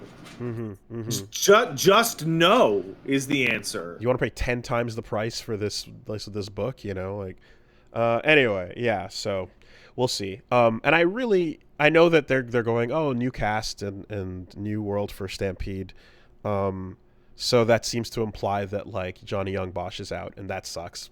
But like I hope when the English comes around, they might consider, because I know that if they're not going that way in Japanese, they're probably not going to go that way in English. But it would be really nice I because mean, you never know. it was also, I didn't know this, but like Johnny Young Bosch talked about it and did say that like that was his first major role in anything. Really? Yeah. And I was like, holy shit, I didn't know that Even before either. Power Rangers. He might have been on Power Rangers at the what did he say? I think that was his first major voice acting role. I don't know if that considers if he's including acting on Power Rangers as a in what he's saying, but he kind of implied that it was like a big deal for him as yeah, his first voice acting. Yeah, okay, there we go. So, um, I hope that like they don't feel that like, oh yeah, we gotta, when it comes to English, we gotta flush it all out and go new again, because yeah, man, like he also, Johnny Young Bosch is also one of those voice actors that still sounds the same as well, and Yeah, pretty much. and can completely pull that off and made that dub like better than most dubs were at the time. So People are pointing out that for Full Metal Alchemist Brotherhood, the Japanese cast changed, but they used all the same actors from the dub. oh, awesome. Okay, so it's possible. Excellent. I really hope so. Yeah. It's, for anyone who watched Trigun in English, like it's a defining thing how good the voice acting is and how good of a job he does, and it's part of what we love about it, in nostalgically, I suppose. So yeah, Trigun Stampede. Okay. Also, How long is Trigun? Like, all of it? the show or the manga? The manga. The manga is 2 thick volumes of Trigun, and then maximum is 1 to 14. So, Okay. 16 volumes total. Technically 17 if you want to count the first 2 as the 3 Takamons. I mean, we talked about, and I'm sure I am literally over a decade late to this. We talk about Berserk, and Berserk's pretty long. It's at like what 42 volumes now. I want to say. Maybe 41. Yeah, 40. And I'm 41 like, or so. Yeah. So I just on a whim just typed in the word One Piece, and the first result was volume 97. And I am dumbstruck with how much goddamn One Piece there is. Like, Dragon Ball outdates it by decades and still doesn't even have anywhere near, not even close. Trigun. And people say it's good. That's silly. Trigun is notably more tame than that. And I think, like, it was interesting because, the way it was made was the anime was planned and ended before the manga did, and kind of, like, in some ways influenced some of his decisions with the story to just go a different way and with it, and then it ended up taking its time, and when it got there, but it's not one of these forever stories that you'd have to commit to. So it also is nice, though, to look at Berserk and be like, okay, if you're putting the volumes 3 in 1, it comes down to like 12, 13 books, Yeah. It is, even though it's like, it's a lot less intimidating than like your entire shelf just stretching into the horizon. So it's just like I'm starting to get freaked out by the algorithm, because I feel like it just, every time I talk about something with anybody, not even type it, just talk, all of a sudden my recommended fucking bullshit on my phone starts to show up. And I saw an article that seemed to like mock me, and it was, now's the best time to start reading One Piece because Oda's taking a break right now for a month or so, and he's gonna start the final story arc. And I'm like, I think the best time to start reading One Piece was like 25 fucking years ago. You can, like, you know what it is, though? And the article surmises that you can catch up before what? The moments that I recall for One Piece that have been the major, like, should I start reading One Piece moments that everyone has those questions in their life that they ask themselves multiple times, at least 4 times a decade. If you haven't started it and you're listening to this, you've asked yourself, should I start? And those moments are always when there is something that goes down and people are like, yo, One Piece chapter 1000 discussion, spoilers, holy shit, right? And it's like, okay, some stuff's popping off. Cool. There's something happening that's getting people talking about it, that's a big deal to the story. And this is another point to be like, should I start, Like, that's what it always comes down to, is like a major spoiler event is popping hard. Yeah, so there was like the Toon Force shit, and then there was that famous character that died that I'm not even going to mention. I don't know anything. You know, the one that died in the One Piece? I know nothing about nothing. But yeah, so working my way through that, and just very, very happy to see that like the Trigun is a thing they're gonna try out again, and it's not gonna be tried out in a like Cowboy Bebop live action kind of context, and it's not gonna be tried out in a Berserk 2016 kind of context, but like it can still be bad. But so far, I'm on board with what I see. I would not call Berserk 2016 being tried out. That was given to like a legitimate amateur director, and is that is a low effort piece of shit. That is like goddamn like the bit with Guts just South Parking off the screen. God damn it! Mm-hmm. Holy shit!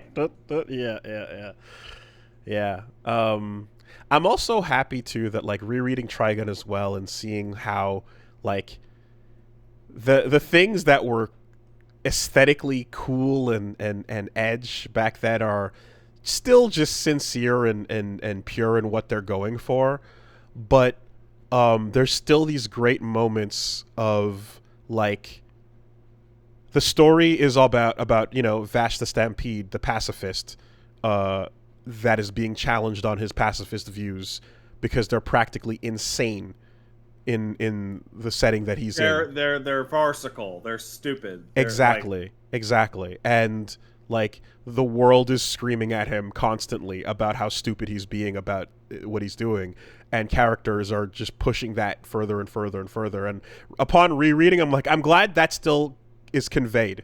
I'm glad that still comes through, that it's like, you complete fucking idiot. Like, really? And it, like okay, well, what about when the situation is not so cut and dry? What about when it's like what about when you are proven almost objectively wrong? What then?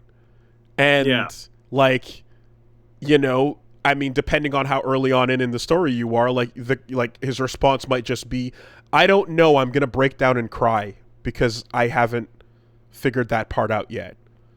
I'm trying to adhere to a philosophy that someone special to me imparted, and I don't really have it's impractical, and I kind of don't know what I'm supposed to do when this really, really, really doesn't work, So like, yeah, that still comes through pretty strongly, and I'm happy that's the case. So that's Trigun. I also had the special event. We did a Twitch Rivals Me versus Max Capcom Fighting Collection special. And for those of you who have not yet had a chance to check it out, there's going to be a highlight video, I think, is coming soon that I'm going to post. But it was a big old 5-hour thing, so I understand if you didn't get a chance to go through it. But it was really hype. It was really fun. I just want to tell you, Wooly, that Paige and I are legitimately impressed at your class and professionalism in the face of advertising hardship. Okay. All right. So, sometimes you need a big sip of water. Sometimes you do what you gotta do. I do think, like, some of what you're seeing is zooming in on what is my resting bitch face. Right? A little bit. You're zooming in on a clear emotional journey that is taking place in that clip. But nothing is surprising to me. It is simply it is taking place the way it was described it would. And shout outs to James, shout out to James Chen, who was there and handled and did that part of the thing, and then me and Max just had fun talking about the games, So tell me, how is Capcom Fighting Collection? Capcom Fighting Collection is a wild, like, it is a wild, unexpected product in that it really is like half Darkstalkers, and then we're just going to bring in Cyberbots, and we're going to bring in Red Earth, and all these things that it seems like a bunch of weirdo picks. it's all the weirdo picks in one, because they know, like, hey, if you're into the weirdo picks, you're going to want to come take a look at this. And it's the weirdo picks with rollback, so that's great. And something unexpected that I thought was really fun was when you go to play online. So first of all, you have you got all those games we mentioned, and then the Darkstalkers games, which breaks up into like 5 games, and it gets really confusing because like there's only one that's really appreciated, and the other, there's 2 like Japan only releases that were released simultaneously. So Vampire Hunter 2 and Vampire Savior 2 were released at the same time in Japan for Why? God knows what reason. I have no idea. It's super weird, but mid-90s Capcom was kind of crazy like that, right? That golden era of like, yeah, we can put out anything we want and it doesn't matter. We're going to fucking rock the arcades. It reached the peak when they just went like, we're releasing 2 entries in the same franchise into the arcades. Neither of which was beloved as much as the original Vampire Hunter, aka Darkstalkers 3. Vampire Savior, excuse me, VSAV.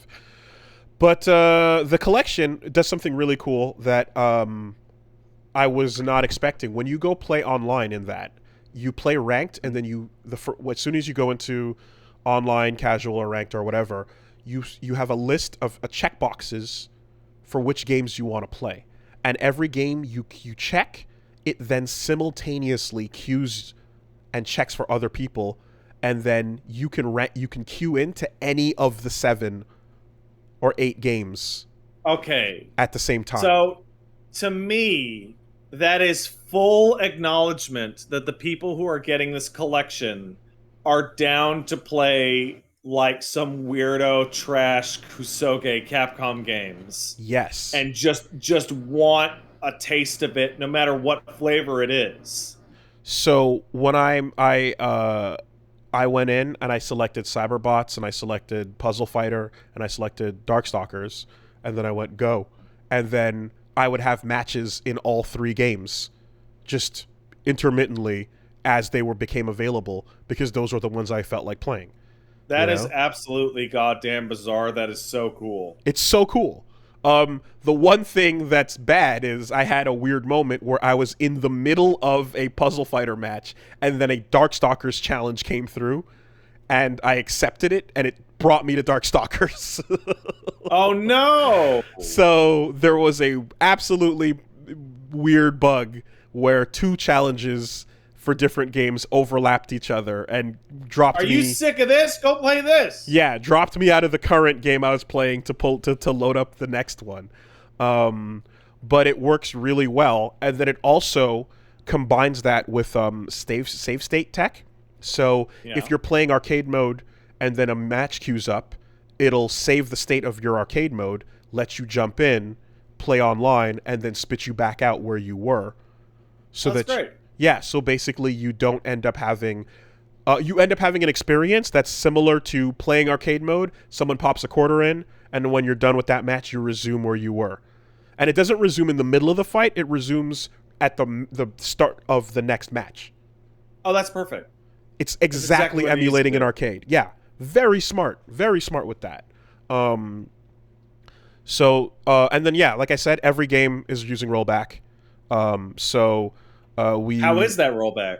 Well, everything we played over the course of the Rivals event went smoothly, with one exception, unfortunately, in the Hyper Street Fighter 2 match between Jimmy Bones and Justin Wong. There was at least 3 or so rollback moments that hicked up, and it was like, like in a game like that, it's the most important for it to like be as smooth as possible. Every other match was smooth. Out of all of it? That was it. That's pretty impressive. Everything else seemed fine. I do know that like super turbo players that need that perfect experience, like it still might not be the best one. They get really intense with it. I mean, in a couple of years, those guys are going to be old enough to to the point where they can't tell the difference.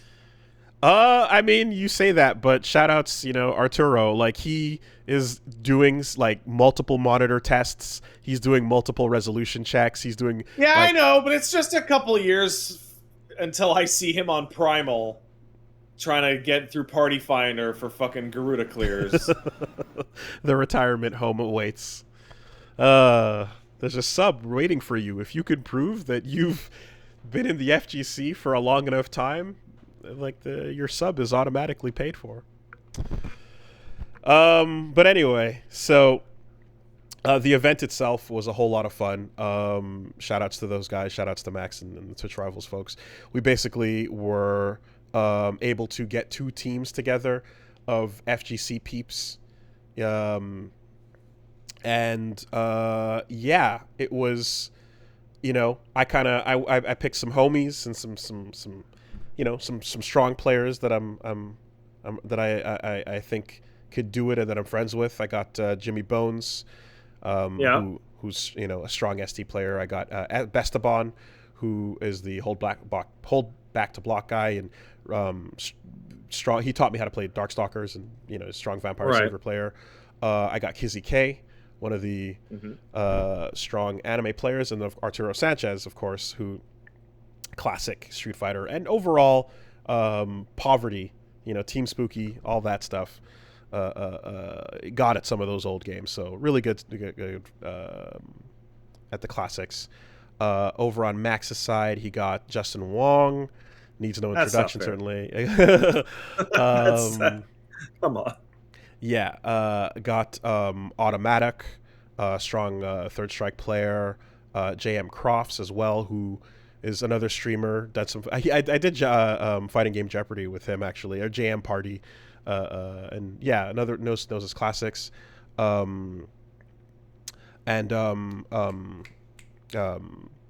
Super strong ST player that was top 8 at ST for in Evo. Shit. Was it DJ Pepperoni? No. God, sorry, I'm drawing a blank. Was it Misfit? I think it was. Like, plays Cammy, and just Silent Scope. Excuse me, Silent Scope. My bad. So, like, team of like absolute killers on that side as well, and we were basically gonna have a series of Waseda round matches between our teams. So what that means is each player rotates through fighting the other team, and then as each winner wins, the loser is out and the winner goes to the bottom of the list, and then you keep rotating. So we did that, and yeah, the way it went down was we started with Vampire Savior, which Esteban went up first against Justin Wong, and that I'm like, okay, this is what you're here for. And he lost that first match against Justin, and I went, holy fucking shit, we're in trouble. Oh god. Oh yeah. Max got the killers. We got some strong players, but oh boy, this is the game plan of why he's here, and it was rough. And then we lost in Vampire Savior, and then went over to Pocket Fighter, which is, if you remember, the Puzzle Fighter sprites of like the little cute chibi characters of Ryu and all that stuff. Yeah. It's the fighting game version of that, where they like cosplay in the middle of their combos and stuff. Cute game, really fun. Looking back on that too is really fun to just look back at the Capcom references that are all over the backgrounds, and the overall just like the celebration of multiple Capcom characters all being in a fighting game where there's no other companies they have to fight. They can just fight against each other. And that would be a great idea for a fighting game. It was when it was in this game. It was a great time when you had so many, and in the home version on PS1, they had the like other mode that was like full of more references to tons of Capcom characters, and you got Mega Man in there and all this fun stuff, where just a giant beautiful roster that doesn't need any other companies at all to be a fun game. So that was good. We enjoyed that. But yeah, Justin had some crazy Chun-Li tech with linking in Pocket Fighter. In Pocket Fighter, there's always tech. What? Because the thing to understand, but like, really, come on. The thing to understand is that these games on this collection are the games that people back at Chinatown Fair were playing in between rounds of like Third Strike or you got a ST, point. right? When you're not up, when your quarter's not up on the machine, what are you doing? You're over at fucking Puzzle Fighter doing diamond drops, doing diamond glitches, because that's how you kill time before you get back on the machine. So, between that and Jam Crofts had a really strong Zangief, who's also considered pretty strong in that game as well. We lost in Pocket Fighter as well. So I was like, oh my god, it's going badly. So that's VSAV down, Pocket Fighter down, and then next on the list was Red Earth. And with Red Earth, it got real funny really quickly because I don't know what you remember. Red Earth, man. Red Earth is a weird fucking game. The first CPS3 game that ever came out, and it was meant to be a fighting game RPG, right? That's what they were going for. They wanted you to fight the bosses, to learn the pattern, come back in and like use your magic and your newfound levels to basically do almost like Shadows over Mystara in a more dedicated fighting game sense, Makes sense. That's what they're going for. You play it and you're like, oh. Well, when you fight max level, you have a real fighting game. It's just you've only got 4 characters to pick from. And of those characters, the one that I think is super cool, the ninja, is fucking bottom tier as fuck. So, completely unviable. So it comes down to Tessa, the witch, and Leo, the Thundercats Lion-O motherfucker. And, the main man. Yeah. And it just so happens that, like, our first match, it was like, I think it was like Jam Crofts versus like Jimmy, and Jimmy goes to pick Tessa, but like to get them to level 32, which is max level, to have a real match, you have to put the password in. And we all made sure to get the passwords to everybody to make sure that they knew to type in the passwords. And he fucked up the password. No problem. Restart the match. Let's go back in a second time. Second time he goes in, fucks up the password again. God damn it. Level 32 Tessa versus level 1 Tessa. Not even a fight. Just a complete joke. You have like 3 moves. Everything does double damage. It's a joke. You have 1 bar. You cannot do anything. So that's a wash. Up next, Esteban comes in and he picks Leo and finds what we call the button. And it's a big chop. It's active. It stays out. It's a point, and I don't care what you're doing. I'm gonna press the button, and you're gonna have to deal with it, Samurai Showdown style, right? The good old. I love having a good button. Yep, the good old CVS2.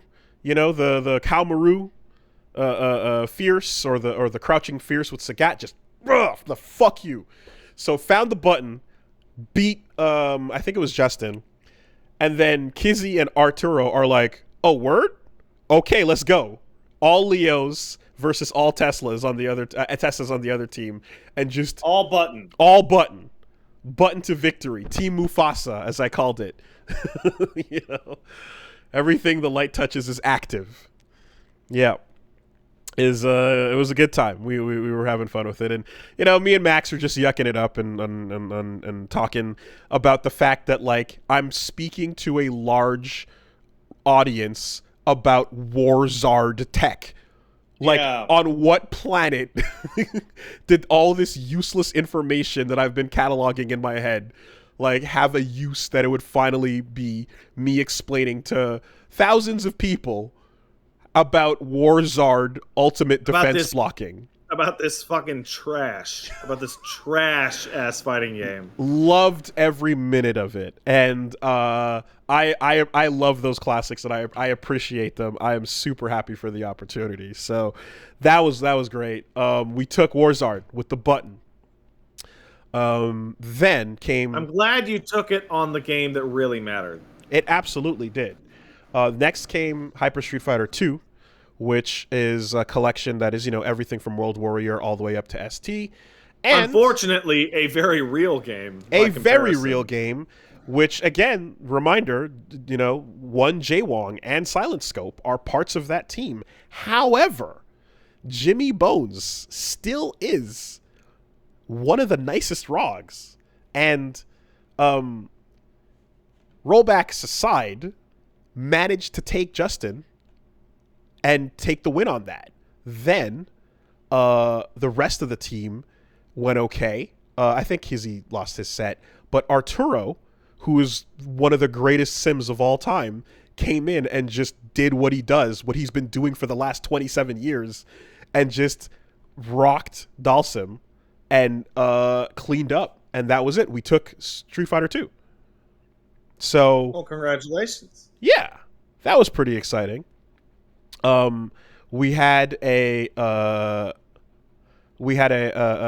solid 2-2 there. Now, the way the event was set to go was there's going to be the team matches, and then it was just for exhibition, not even necessarily as a tiebreaker. There would be me and Max playing against each other in the games we'd selected. But it turns out, because it was 2-2 at this point, it was going to be a tiebreaker. So that was like, all right, the tension has built it up in such a way where it's like it comes down to the captains, and I was like, that's pretty fun that it actually went that way. So we started with Cyberbots, and okay, again, I don't know what you remember about fucking Cyberbots, but I'm looking it up right now. I don't remember a thing. Remember Jin from Marvel 1? Yeah. And he did the Blodia punch. Yeah. He'd call in the robot. I think I played like a total of 18 minutes of that game in my life. Yeah. A lot of people do either know Cyberbots or Armored Warriors, which is the other like mecha.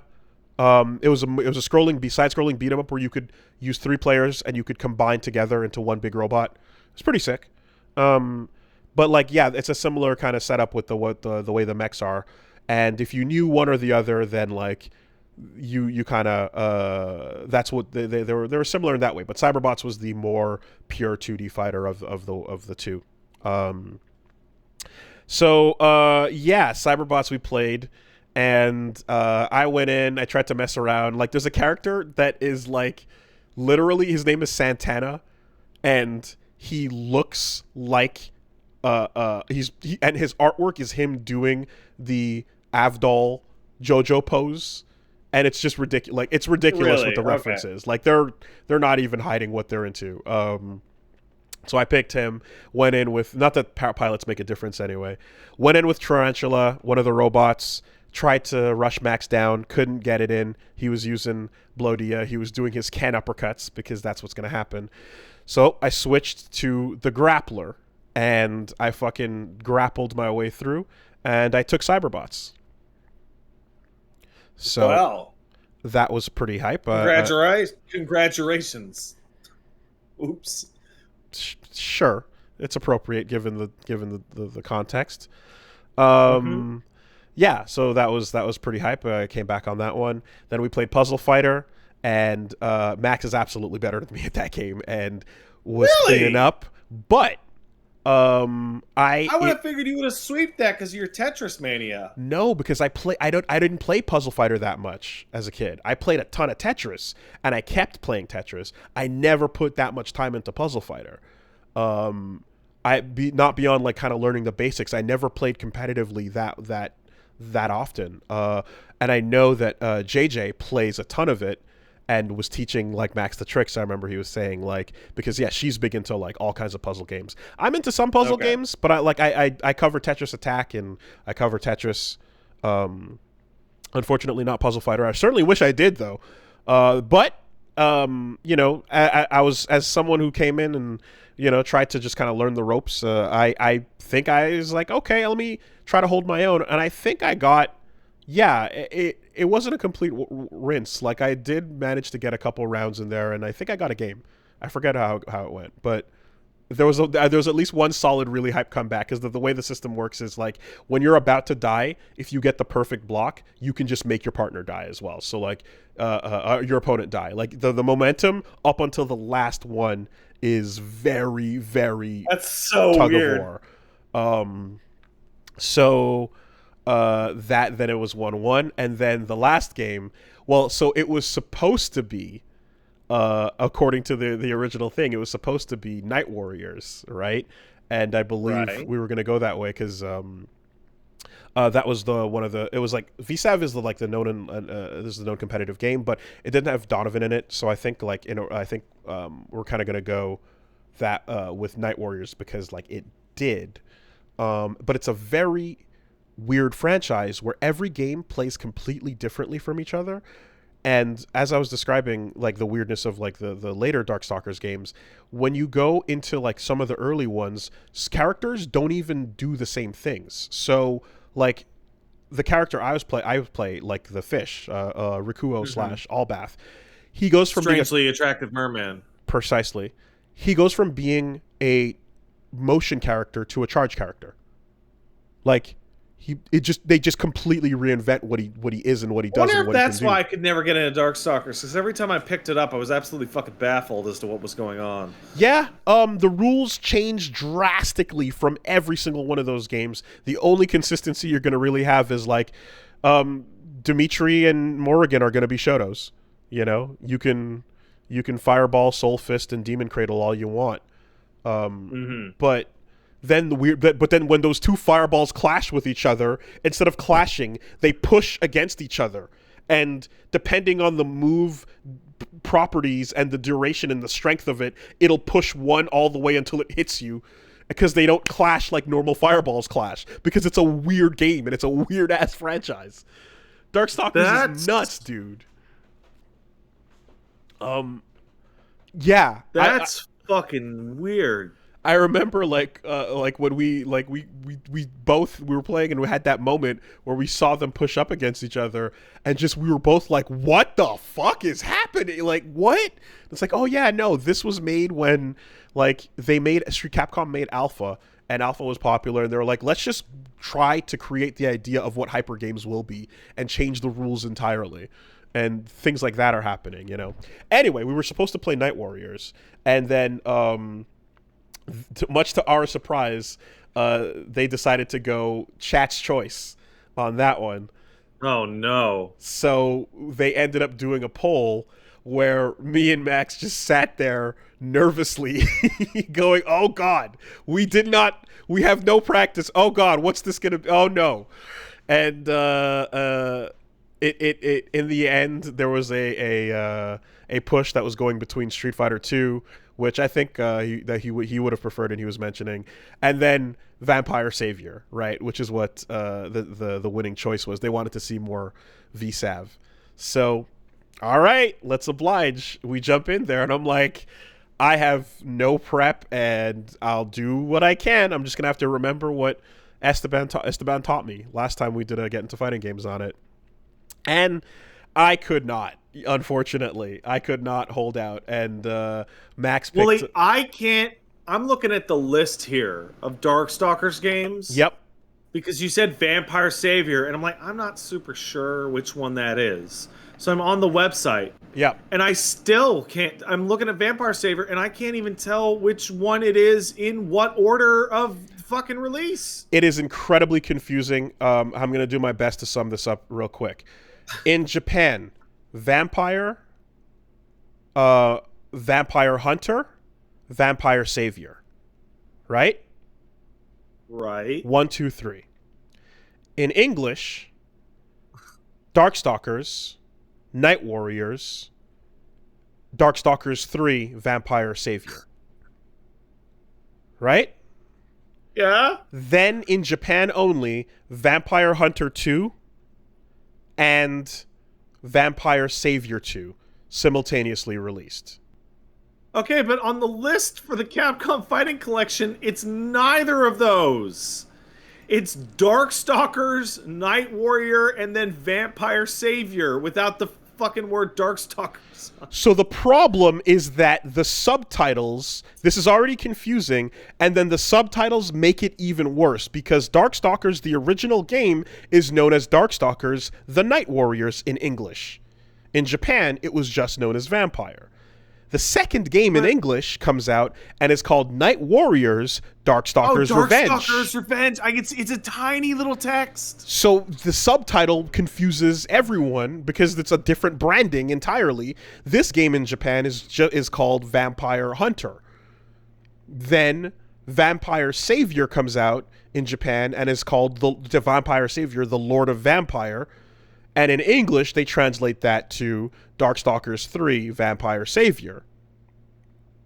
Of course, to confuse even further, Vampire Hunter 2 still says Darkstalkers Revenge, and Vampire Savior 2 still says the Lord of Vampire. But the words used for one title are the direct title of different games' subtitles. This is way worse than the Final Fantasy VI stuff. This is probably the worst one. It probably has something. This absolutely has an effect on part of why this franchise is also kind of unknown, larger. You know, it's kind of like it's that other franchise where the Morrigan comes from because they keep using Morrigan, right?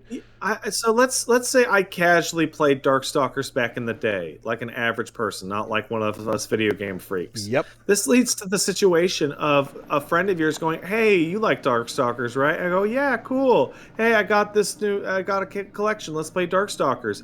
And you start to play it and go, "What the fuck is this?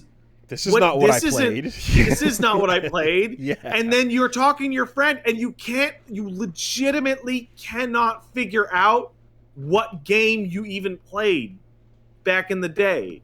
Furthermore, there's other things where the sequels switch out characters and bring in others because, the animation was too detailed on Pyron and Huitzel, so they switched that out, and then they brought in Donovan and BB Hood, but then in other games, like, then they have to switch them back for Vampire Hunter 2, so, like, it's this weird thing where there's also character roster changes, where the two character select screens look identical, but 2 or 3 of the spots are replaced with different characters entirely for memory issues as well.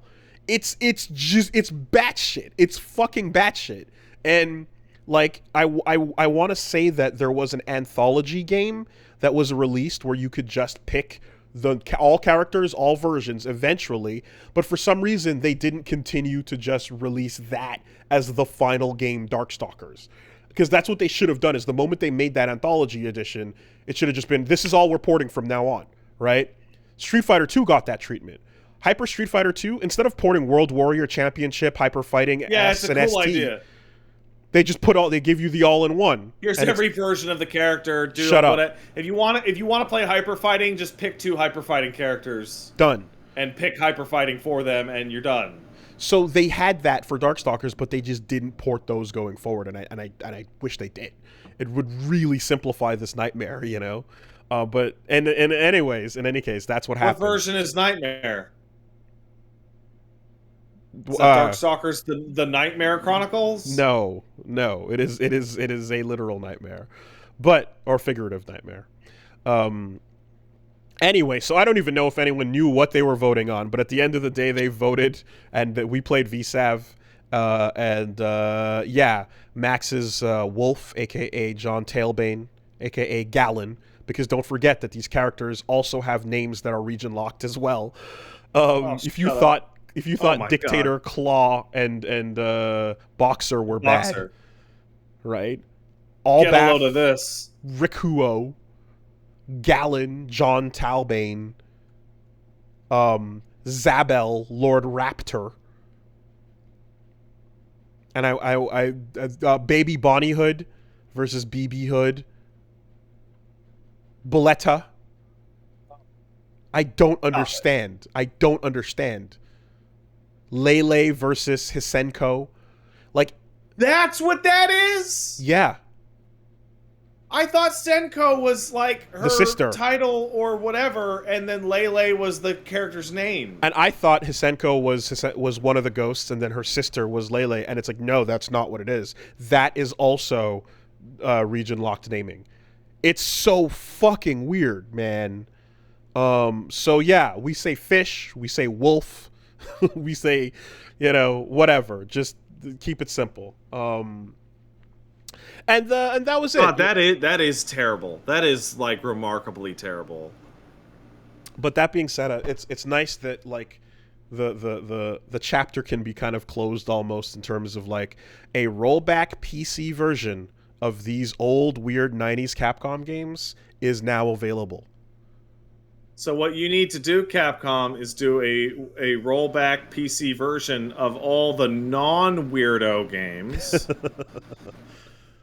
Perhaps, but right. This is the weirdo batch to test, right? Well, it's more like, it's to satiate. It's to satiate the weirdos, and we're out here. There are some fiends that are like, I don't give a fuck about any of these fighting games. I've been jonesing for some Puzzle Fighter, and those people are really happy. Those people are right, also, because Puzzle Fighter fucking rules. It's really good. It's really good. And that new mobile one that came out, we don't talk about that weird thing some time ago. I don't know if it's even still listed or not. It's horrifying. They went with like chibi characters, but they were like CG, like flat 3D. It was god fucking. But yes, hopefully the next time around you can pull in some of the weird 3D fighting games that they had. The Techromancers and Plasma Swords and Star Gladiators of the world. The Power Stones, Those need some love too. So I feel like Power Stone didn't age as well as it could have. But we had some fun playing it the other day. Like I popped it in not long ago, and it was like it's still pretty fun. I like 1 way more than 2, admittedly. So like I think like that's a big part of it. But yeah. So when Itsuno's done with Dragon's Dogma, can he go on to make a new Rival Schools, and then he could just go back to his home planet? I know that they know, because Akira is signed that they know. And during Akira's announcement, they kind of made implication to the fact that they know. So we know they know. It's just, what are you going to do with that information? They know that we know that they know? Yes, but I don't know if we're going to hit Yomi Layer 4. Yeah. Anyway, because we definitely don't know that they know that we know that they know. No. And then, of course, the person who doesn't know anything wins the exchange. Yes. Rival Schools, what is that? It's like a high school soccer game? Yeah, sure, whatever. So that's it. It was a pretty hype show. I'm glad everyone enjoyed it. People were very excited, and a lot of people were really happy for the bits, or the Twitch chat points or whatever they made out on the bets and shit like that. And I'm again happy to come in and talk about old 90s bullshit anytime. Old fucking Kusoge. Absolutely, and that was a fun event. So again, it's a 5-hour stream. The archive's up there, but I'm gonna try to get a highlight video out for those of you who would like to catch up on it, to see some of the fun, which it'll be ready hopefully sometime soon. But that was the Twitch Rivals event. And shout outs to the teams as well. Everyone, good job, good hustle, good business, good work. That was that. Okay. Last little bit. DNF Duel came out. I saw. And I've been playing a little bit of that. I saw a lot of Crusader online. Oh. He's actually not... I'm surprised. He's not overrepresented in my matches. Yeah, but he's overrepresented in cool people. Bible quotes. Yeah.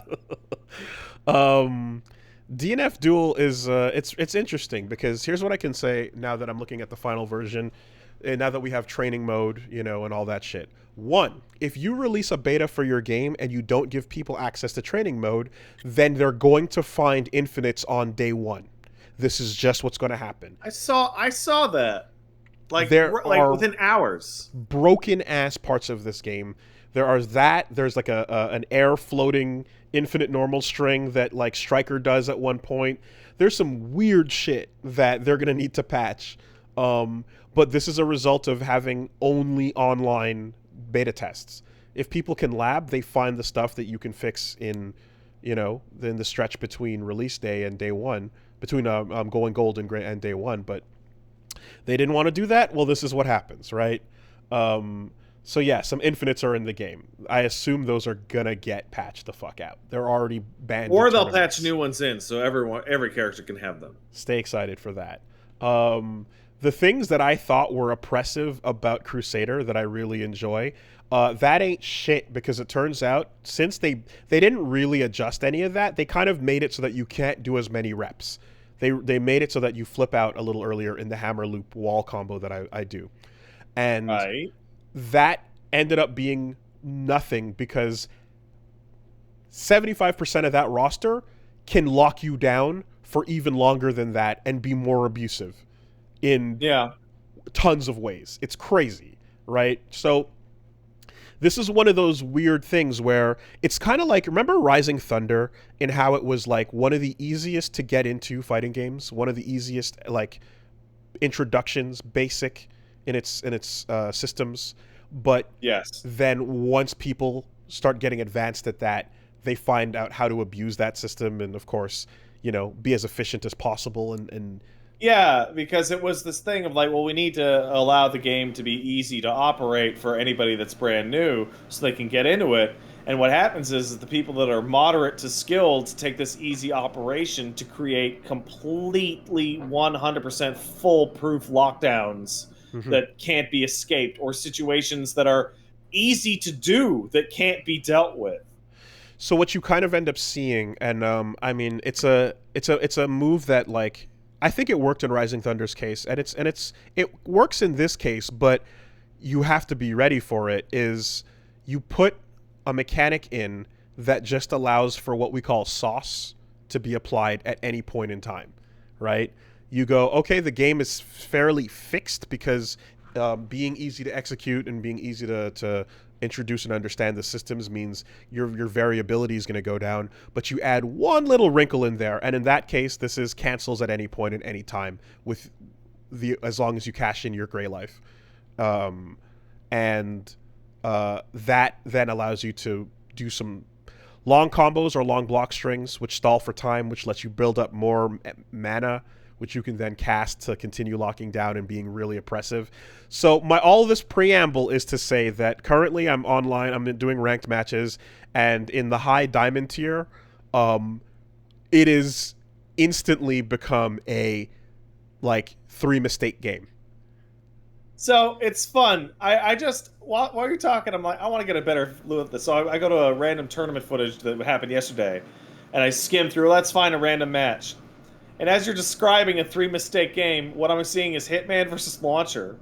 And I'm seeing Hitman just lock Launcher down into the corner with a block string that's like 15 seconds long. Yep. Only for Launcher to guess correctly and knock him out of it, and then start locking him down from full screen. Yep. For the entirety of the remainder of the match. Yep. And it's like, oh, so that's what this game is, huh? Yeah. Yeah. I get to play until you force me to stop, and then you get to play until I force you to stop. One-player game, and if I interrupt you at the right moment, it's now my one-player game. Absolutely. Yeah. And what a fucking weird fucking fighting game. It's wild in that, like, there was some of that in what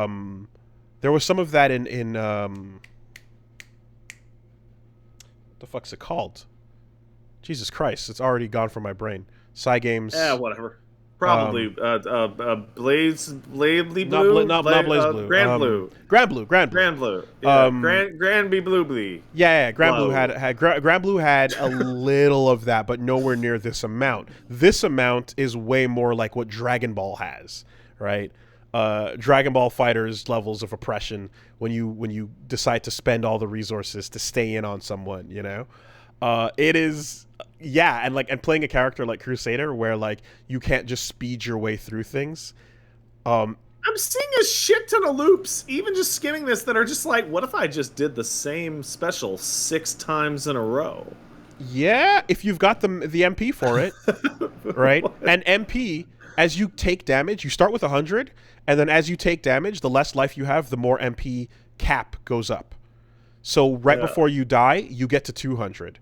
And when you have 200 and you've got a big beam or some crazy missile in the air that'll track, you can just keep throwing them out, you know?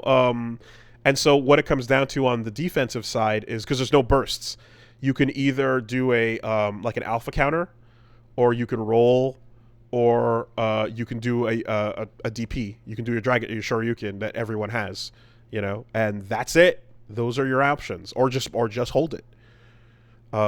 This looks like a cross between Sailor Moon and Fist of the North Star.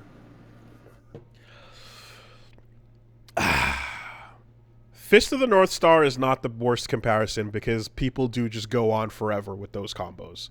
Absolutely. The one-player game into the one-player game where we take our turns. Yeah, I can definitely say that that's a comparison that works here. I think I'm just watching Swiftmaster fucking start the match with this dash in a little air bubble, and just do it over and over and over for the whole match. Swiftmaster is a character that's made for the audience to go, hey, hey, hey, hey, hey, hey, hey, hey, you know, like it's made for the rhythm.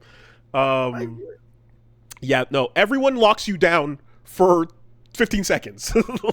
Everyone has insane oppressive nonsense, and I hope you're like patient enough to feel like you're ready to deal with that, because that's where this game goes. But when you start it as a beginner, it is simple, basic, and one of the most beginner-friendly fighting games for sure. I'd put it at, I'd put it up there with like I said, like the Rising Thunders of the world, you know. There's even the ability to, like, if you press the tilt forward plus magic button, you'll do your forward spell. But if you do a Hadoken instead, you'll do a forward spell that will recover just a little bit faster in terms of how fast you get your mana back. So, I like that, because that gives an incentive to to be able to do the spell on reaction has value. Yeah, and it's not taking away. It's not making your fireball a better fireball. It's making your resource come back. They're making the cooldown lower, you know? Similarly, there's a block button.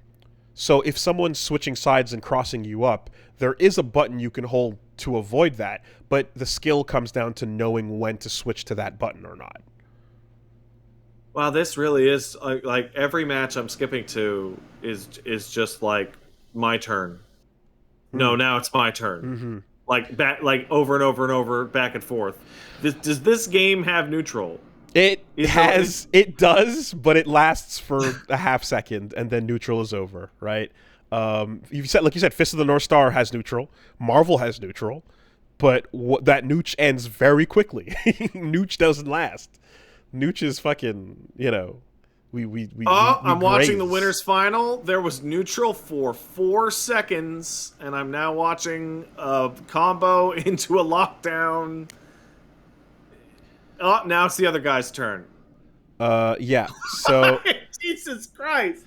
So it's kind of wild. I'm playing. I'm enjoying Crusader a lot. So I'm curious to see where they go with this, but I can't believe like something that was designed to be so accessible was also designed to be so oppressive at the same time. This is so filthy. It's massively easy and massively oppressive everyone feels like everyone feels like they're high in a tier list that, ranks between S and A minus, Every character seems to be equipped with the ability to elucidate the emotion. What am I supposed to fucking do here? And apparently this is what Dungeon Fighter Online is like. Oh yeah? DFO, which is the source game for this, right?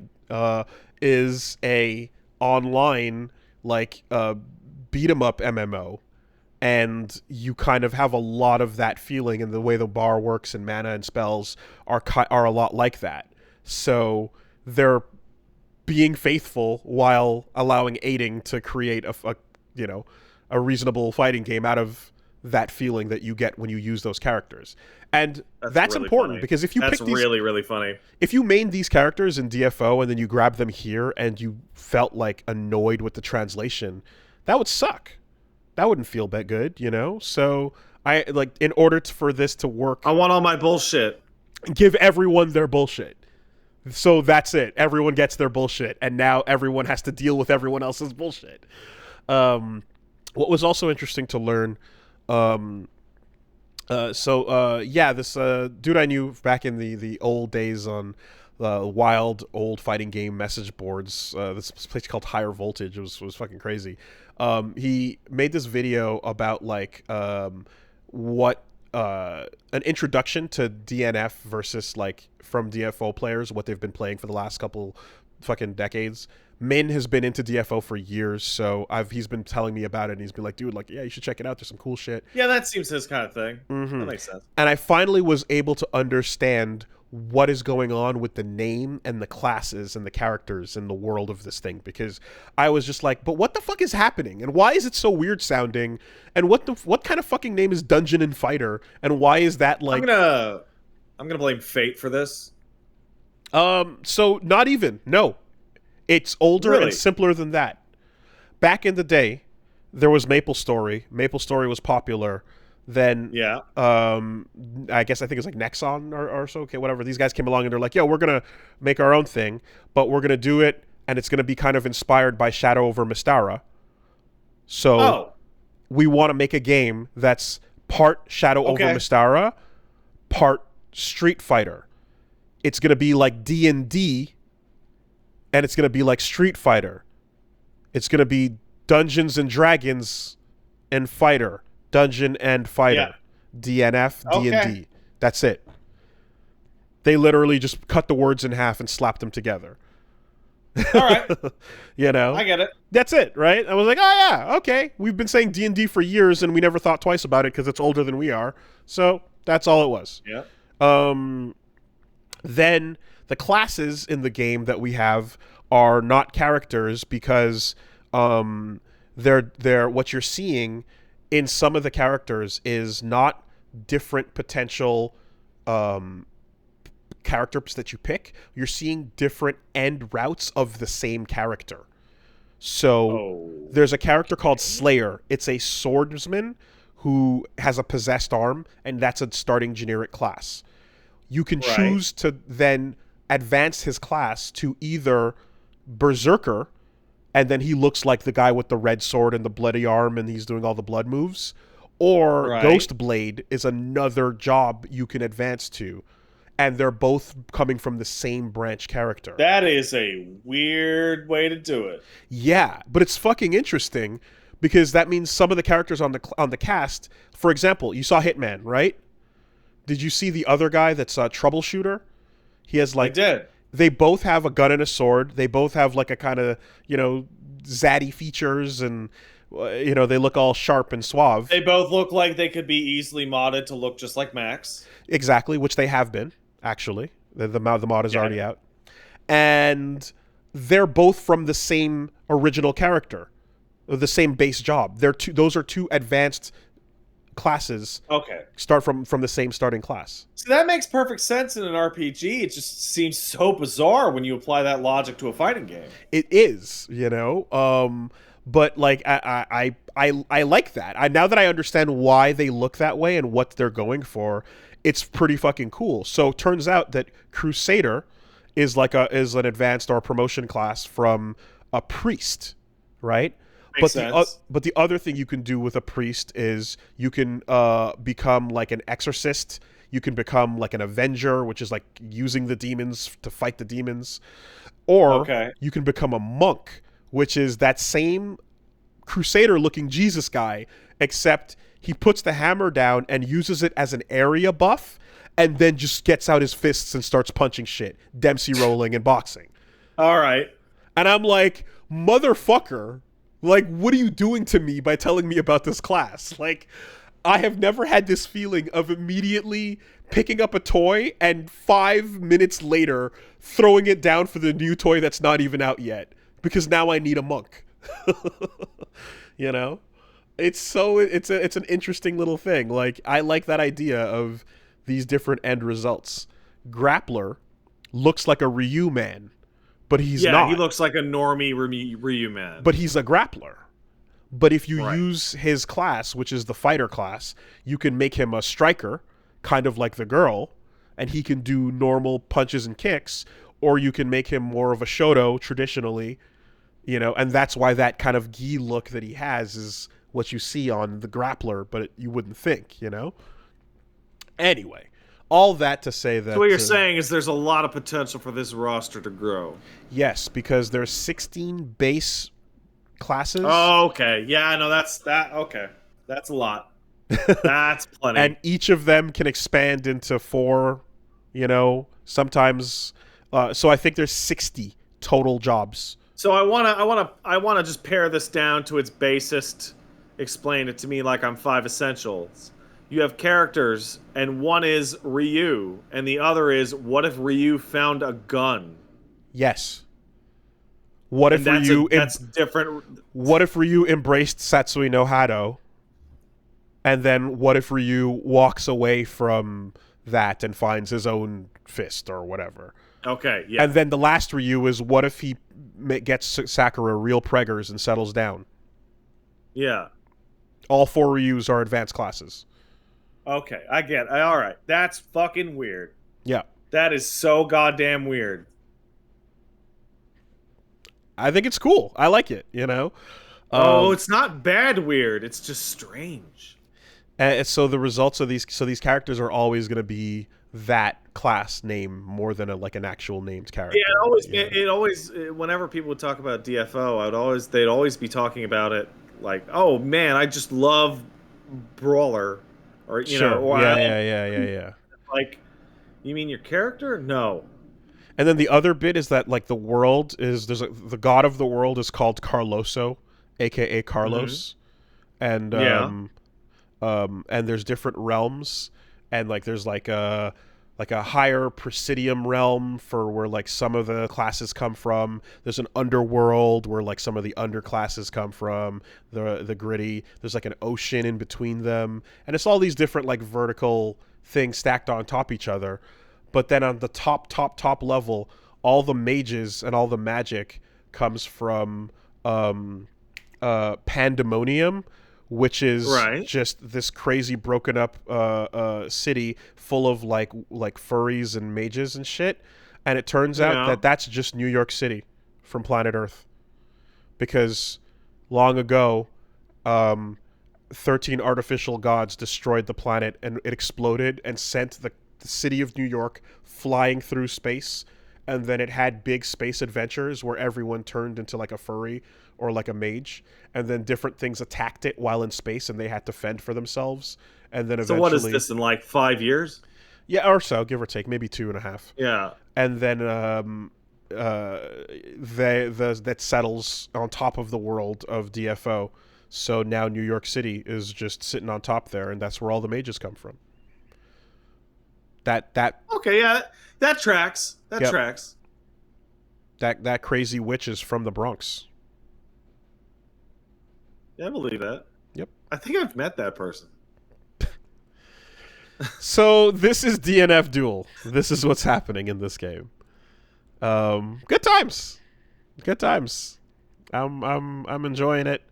I'm curious. You know, we may be in this fantasy world with all these goblins, but at least we don't have as many rats. They didn't make it. I was so sick of the rats. They were left behind in the explosion. or they survived and mutated and became the furry citizens of New York. So who knows? Dungeon and Fighters Duel it's a, I think, you know what it's gonna be. I think I'm gonna put this up as like the easiest way to feel what it's like to oppress people and be oppressed as if you were better than you are.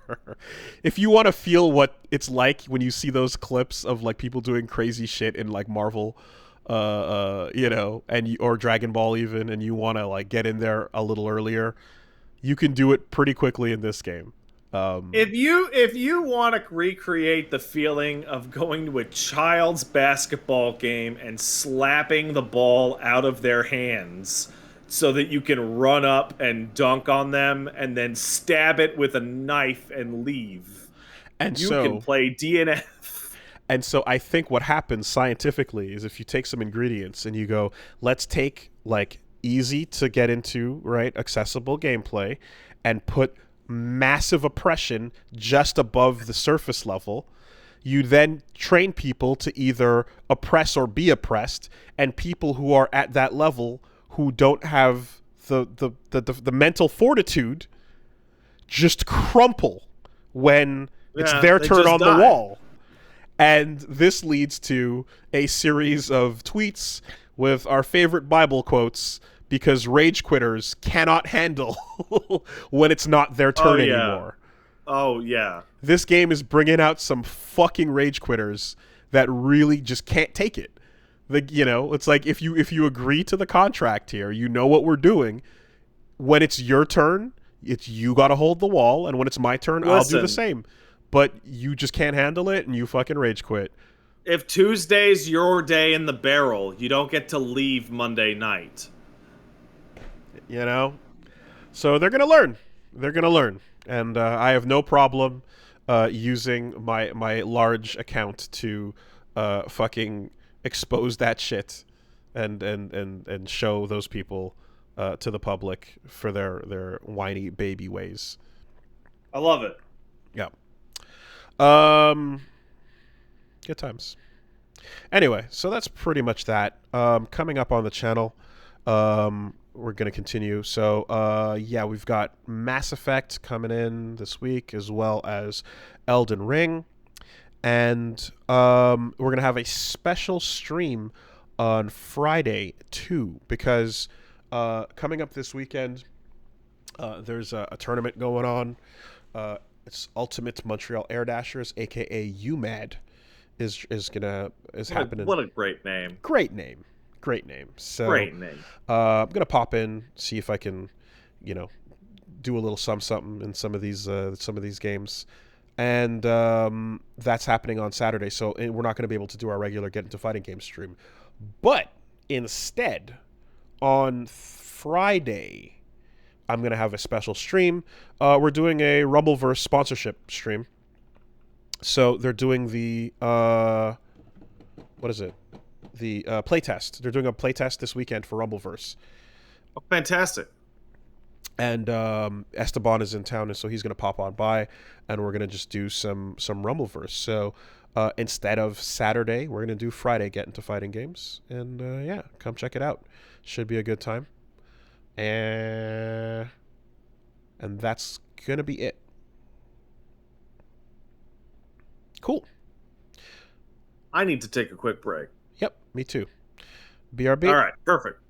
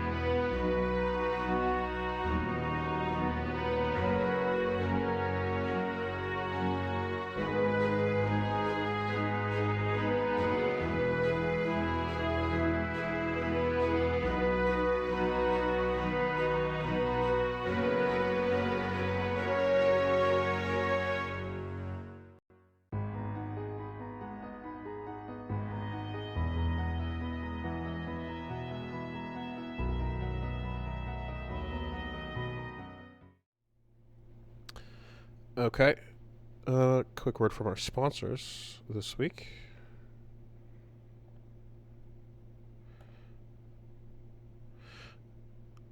This episode of the podcast is sponsored by Stitch Fix, who Hey, Stitch Fix.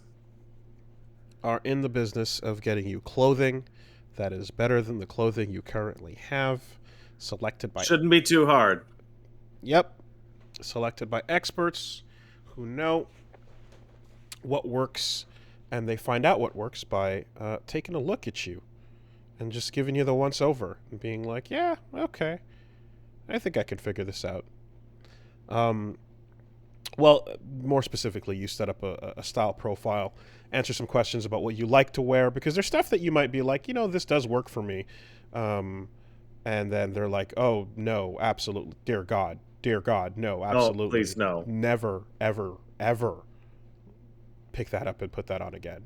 And you'll be like, I'd never want to wear this. And they'd be like, oh, okay, all right, we won't do that. I'd be like, listen, I don't want to wear crop tops and Crocs. I don't think it works for me. And they're going to be like, you're right. It doesn't. But that new Vash the Stampede look with the hair flop and the shades with the circles, the Morpheus glasses, you'd be surprised. That shit works out. Doesn't look too bad. Either way, never mind that bullshit. You fill out a style profile, answer some questions about what you do enjoy wearing and what you don't, how open you are to trying new styles, and then their experts will go to work. They'll find what works for you. They'll handpick unique based on your size, style, and your budget. And then, you'll get to discover things that you might otherwise have looked over by they take the hard work away. They're going to send 5 pieces for you to try at home, and then whatever you love, you can keep. You send back whatever you don't. Shipping, returns, and exchanges are easy and free. No subscription required either. You can try once or set up automatic deliveries. No hidden fees ever. So you just improve your style. Real simple. There's experts out there for all kinds of things. You may think you know what looks best on you, but why not let the experts give you a second opinion on that? Sign up today at stitchfix.com/superbeast to get $20 off your first purchase. That's stitchfix.com/superbeast to get $20 off your first purchase. Limited time offer. Purchase within 2 days of sign up. Thank you, Stitch Fix. Thanks, Stitch Fix. It's the only way to get style that might even approach smoking, sick, or sadistic. I really want to have the straight lines just emphasize the bussy. Can you help me with it?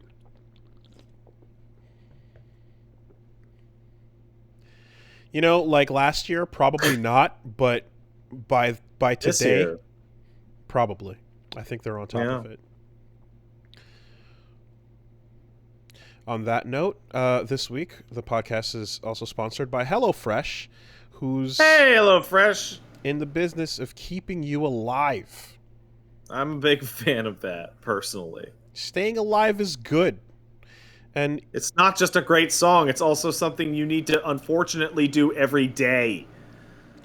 And if you're going to do it every day and you're going to eat food every day, then why not eat food that is A, healthy, B, good tasting, and C, minimizes the time and effort you got to put into it. I mean, we all do know that, like, there's an enjoyment to, the feeling of a home-cooked meal, so maybe not all of the effort, but just enough to make you feel like you did it. That's right. You got... Be like, yeah, I made this. It was me. Yeah. It's important to let them feel like they kind of worked for it just a bit. You gotta feed the dead mouse to the snake, and you gotta make it feel like it's alive because it feels good about what it's hunting. Or if you're feeding like a spider and you gotta wiggle the thing around, because then it's okay. And I have a stupid cat that I put the food in the bowl, and the bowl it eats out of the bowl, and it doesn't know it's alive. Some animals, let's take this from the top. Some animals get really sad when they don't feel like they hunted the thing that they have to eat for dinner. That's right. So you have to make them feel good about them getting their kill, even though they didn't really get it. You know what one of those animals is? Mm-hmm. The human animal. There we go. So Are you divorced from the fruits of your own labor and feel alienated from the means of production? Why don't you produce something yourself by cooking your own meal? it's a meal that will be wiggled in front of you, and you'll be like, look, it's alive. And you'd be like, yeah. And then you don't have to work on it. And it's pre-portioned ingredients. You know what you're getting is going to taste good. It's going to fire off all the little taste centers, and you're going to be like, yum. And then you're gonna be like, I made a good meal. I accomplished what I was supposed to do today, and maybe even I fed my family. Damn, I feel good. I feel successful. And when your friend asks you if it's farm to table, tell you that you farmed it yourself from your mailbox to your own table. That's it. That's it. You know, we look at the commercials and the TV shows of the 90s, and we see young, thriving friends and couples all like having a little bottle of wine as someone's frying something up on the stove or pulling something out of the oven, and they're cooking and having a big old fun wine and, you know, It's a good time. Yeah, you don't have to miss out on that. Even if you didn't actually get the stuff yourself, someone knew what was going to taste good. They sent it to you, and then you can put that out in a way that makes it seem as if you knew what you were doing. It's like cooking in a sitcom. They didn't. Joey from Friends doesn't know what an oven is, but the sitcom people put the food in front of him and said, "Cook it." It's perfect. It's the perfect idea for you to not feel the shame of not knowing what you're doing. Get in there. Choose from 55 plus weekly options, pre-portioned, high-quality ingredients, peak ripeness, coming to you fresh, straight to your door, less than a week. So anything that is any of the summer flavors you want to go for, in particular, they got summer flavors going on this summer. Great time to try out. What do they got? Old Bay shrimp sausage boil, family style grill steak, lettuce wraps. All of these things are new on the menu, and it's at 55 plus. You're going to see something you want on there. So hey, listen, like the end of the story is I'm a man who many of you just watched me eat a bunch of uncooked dry pasta on this podcast, and famously had to be taught as an adult how to wash his dishes. I am the lowest common denominator for being able to cook for myself, and with HelloFresh, I was actually able to make a bunch of really nice meals. There you go. Foolproof, step-by-step recipes. Really. Super dummy-proof. Real easy. I mean, damn. You might think you're dumb, but like, nah, you can figure it out. You know, I've seen some people just go like, man, all right, here's the part where Wooly tells me how terrible and dumb and stupid I am for like 10 minutes. It's a good, hey, listen. Listen, we judge you, but HelloFresh won't. They're pretty kind about it. It's a good service, and you should try the product out. And the way I recommend you do that, I know I enjoyed some of the pesto chicken that I got the other day. I suggest that you go to HelloFresh.com and HelloFresh.com/SuperBeast16 and you use the promo code SuperBeast16 and you'll get up to 16 free meals and 3 free gifts. That's HelloFresh.com/SuperBeast16 with the code SuperBeast16 for up to 16 free meals and 3 free gifts. America's #1 meal kit. Thanks, HelloFresh. Thanks, HelloFresh.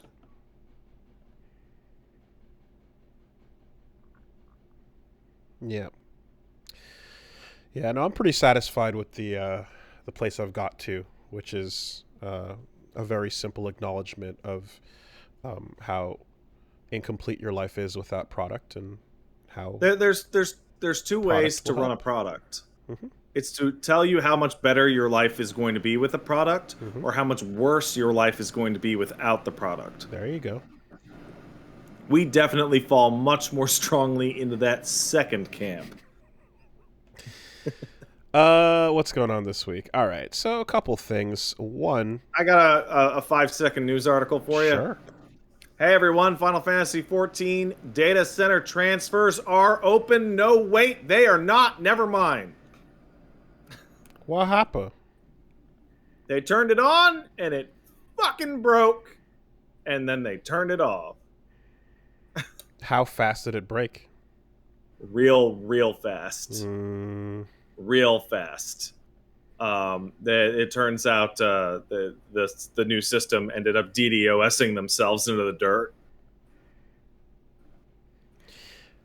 there's no amount of time that will ever fully prepare them for any of these things on day one, right? It's just the rule is it has to break on day one, and Well, then it's the thing of like, listen, they want to go like, hey, we want to have the ability for people to travel to any data center, any server, any location, and we got all the servers set up so it'll work. And you know what? I bet it did. And then they got 15,000 requests per minute to do it, mhm. and the system went, oh no. It is, in terms of money, probably better to find the need to scale up desperately than the need to scale down after overblowing the features on Yeah, something and spending too very much on likely. it. Yeah, so that makes sense to me. Um, so yeah, we talked about Trigun Stampede already. The We did. panel came and Naito was on it, and I'm glad he was there because it's one of those things that I make sure you'll want to see the creator there talking about what he thinks about this new thing. But that was not the only new announcement anime-wise. There was also confirmation that Panty and Stocking with Garterbelt Season 2 is coming. We're finally gonna get some more fucking Teddy Lloyd songs. Yeah, so Panty and Stocking is another one of those ones where it's fucking awesome, and I never finished it. Um, Wow, you're lucky. Because it is like it is like a violent, hateful cliffhanger in which they're like, we are so being canceled right now. oh, yeah? Okay. Yeah. I And then definitely... has the audacity to say next time on season 2. Shit, okay. I didn't know yeah, I very much enjoyed it of what I saw. But that's cool. So what's it been? Fucking 2010, 10 huh? years? Yeah, 10 years. Okay. Yeah. Um I got through most of the first season. I think I just didn't finish. Cool. So, yeah, they're confirming a season 2 and not much to say except Hooray! Triggers is doing it, and as they're announcing their 10th anniversary celebration. So good shit, Trigger. What else is going on? We got an announcement as well, actually, just before we went live, that Lollipop Chainsaw remake is currently in the works. So the deal with that is I think Grasshopper like got the rights for it away from their old publisher or something like Not that. Grasshopper, actually. So it was a weird little story going alongside the announcement for it because Dragami Games, which was the publisher Yoshimi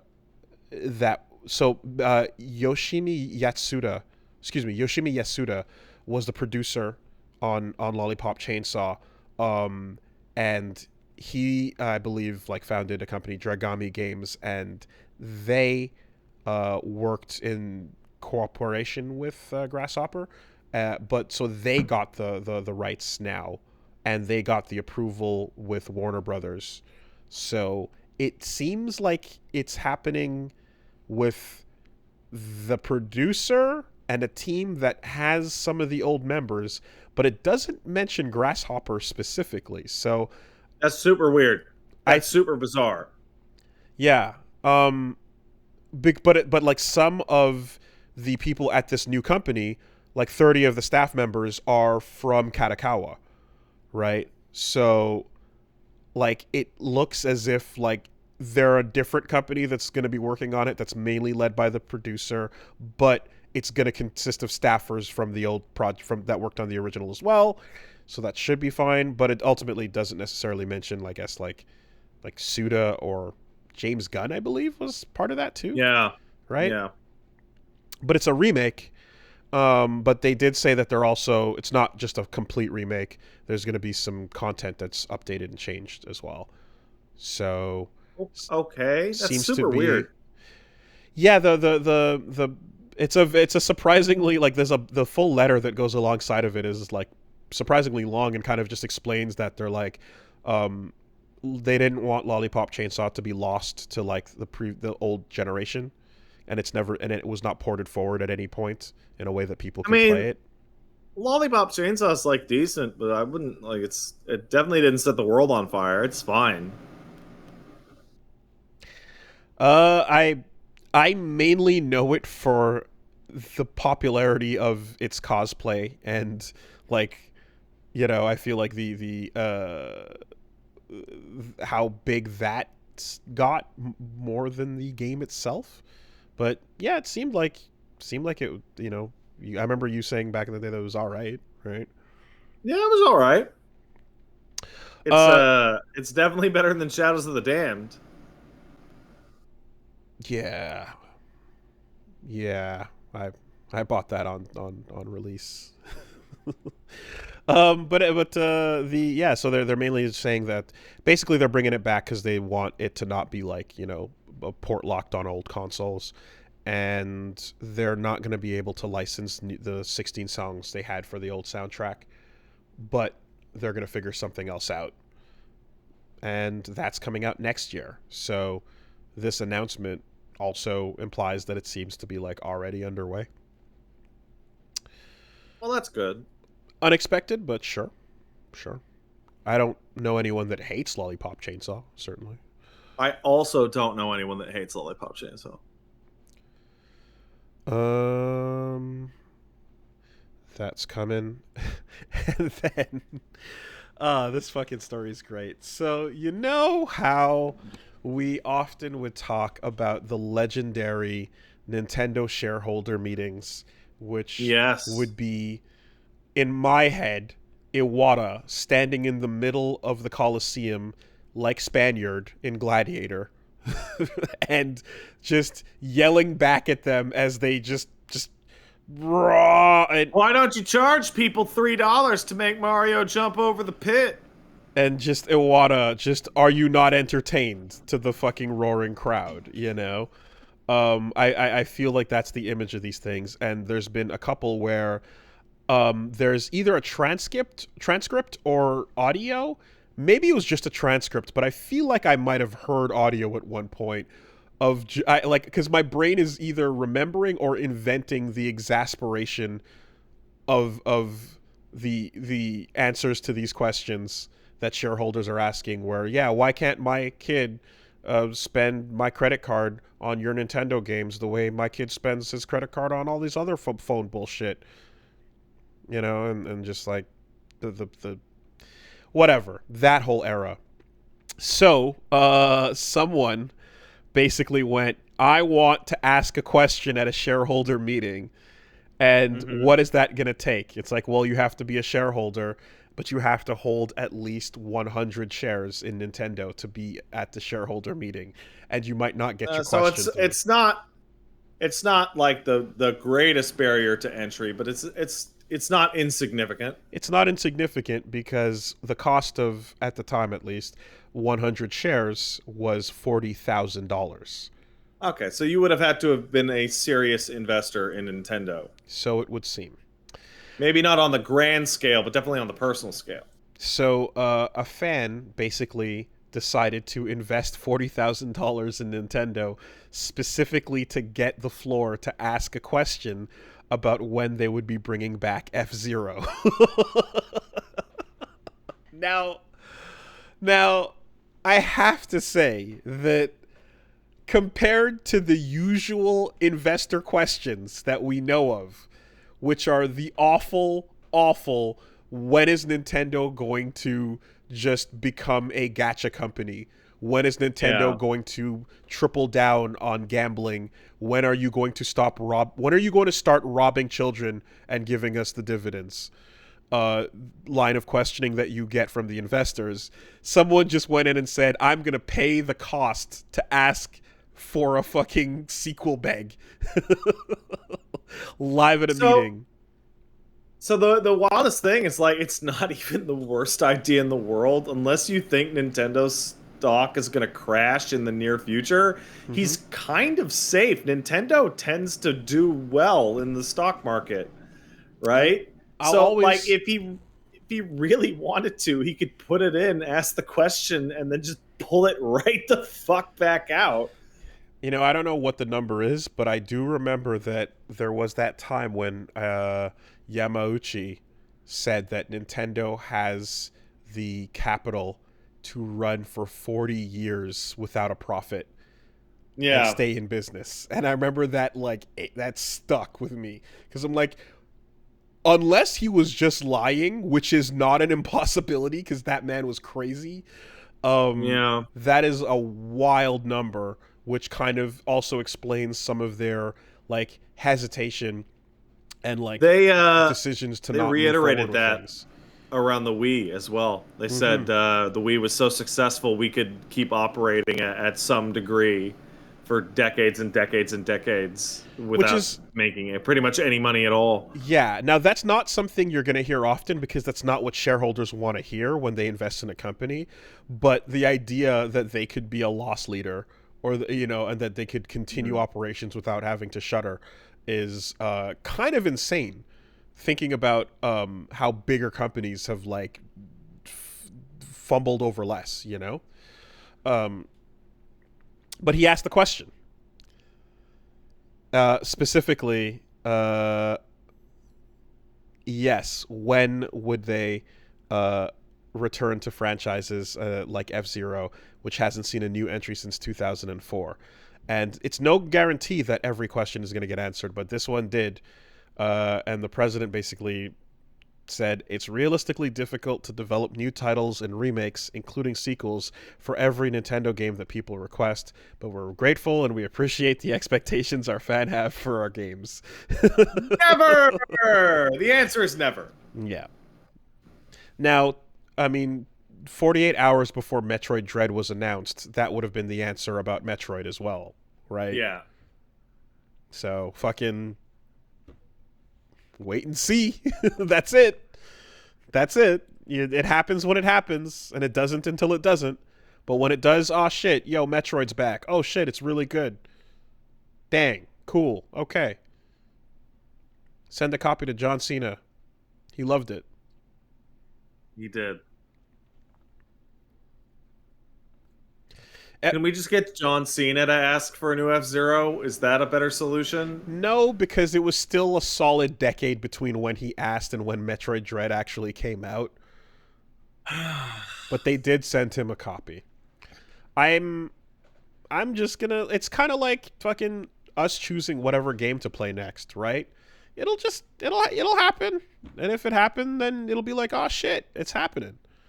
That's about it. Listen, if anybody wants to give me $40,000 to play F-Zero, I'll bring F-Zero back for you, I promise. If you would like to invest in Woolly Versus as an institution to get your LP, we will hear your question. I promise you that. Yes, that is accurate. We will listen to you. We will hear your question, guaranteed.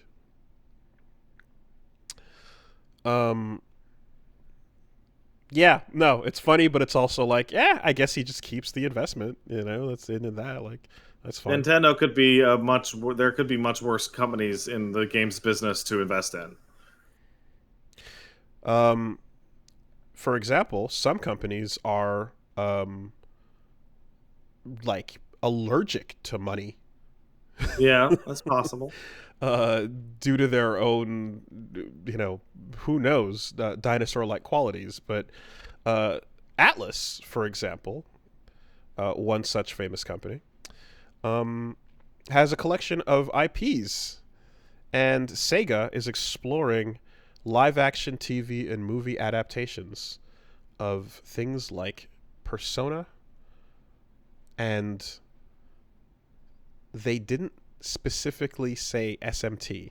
They said Persona, but it looks like they're considering the live action world, seeing as Sonic the Hedgehog moved forward as well. So I think that is a great idea, and they should go ahead as fast as possible.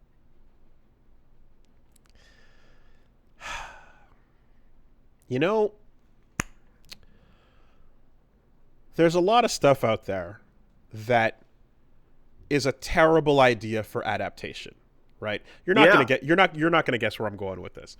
There's a lot of stuff out there that's terrible for adaptation. However, you still have a little thing inside your head that's like, but how would it look? I kind of just curious what it would look like. How would it look? Right? It would be terrible if they committed to it, but what would it just look like? And this is where the magic of the Japanese stage play comes in. Do you remember when Phoenix Wright and Persona and Yorha and all these other big game franchises in Japan got stage plays? And I sure do. High budget, and they had really cool like screenshots of like the scenes and then all the actors in costume, and you're like, oh fuck, take a look. That's what live action Phoenix Wright looks like. Look at Edgeworth. Oh shit. Right? And it's a trip. That article with the picture of all the actors, that's what you want. You don't want Persona live action TV show. What you want is to look at those pictures of the characters in costume for the stage play. Wow, they really look like them. That's an Akihiko right there. Wow, look at Mitsuru. Wow. They nailed it. And that's it. You might think you want more, but I promise you don't. So this is where the play should step in and just give the franchise a little release for that curiosity, and then go ahead and just not make it. That'd be great. Your alternative. I want them to make it. I actively want them to make it. Okay, full on. Yeah. CW style Persona drama. And I want it to take place in America. Yeah, CW. Yeah. Okay. And you're watching the relationships build, but like every once in a while a UI appears over the screen to tell you like that the relationship leveled up and the Arcana pops up. Absolutely. 100%. Okay. Yeah. I want oh God. And just a bunch of like actors from like the Arrowverse can just show up. Yeah. Yeah. Perfect. Okay. All right. Perfect. There we go. Okay. God. Now how do personas work? Because remember, they're just a gun. Oh, okay. Evokers are just guns. Yeah, they're like they pull out my evoker and then they put it at their head, and then energy goes from their head into the gun, and then they just shoot the gun. Okay. Because have you heard of Thus Spake Kishibe Rohan? I have heard of it. So there's the anime series, but there's a live-action Rohan series that's in Japan that's airing. I think there's at least a second season or so. And it's a live-action JoJo Rohan series. Just like the movies, And there's no stands. Oh, good. Yeah. Why would there? Well, because we're not stand users. He just has the ability Heaven's Door, but there's no stands in the actual thing. Yeah, well, I mean, we wouldn't be able to see it. We're not stand users. So, yeah, it's kind of made so that if you're a JoJo fan, you'll watch it and you'll see what's going on. But like my understanding is they also want it to just make sense that if you're just like a Japanese housewife that's trying to watch TV and you want to see a spooky mystery, like you can still enjoy it without thinking about what that little kid with the hat that's half transparent is. So Heaven's Door is just his ability, but there's no stands involved in the process, you know? Yeah. Yeah, totally. All right. Fair, as long as we're on the same page. Aaron, we got to get away from the Titans, and then we don't have budget for horses. So hop in this car. Or this helicopter. CW Persona. It's good. It's great. I want that. And you get and you're not gonna get out of season 1 without your main protagonist having at least one of those scenes where you know the Kira cry, you know the oh yeah, okay. Oh yeah, So yeah. that is actually a thing that exists in a lot of in a bunch of live action stuff I've seen that has like these moments of main character freak out, and you're gonna have your P4, you're gonna have Yu Narukami having an moment. Yeah, you will. Yeah. Before the credits roll. Is that what you want? Yes. Okay, all right. That is what I want. Okay, all right. Cool. Okay. Like, Halo wasn't bad enough. Halo should have been much worse.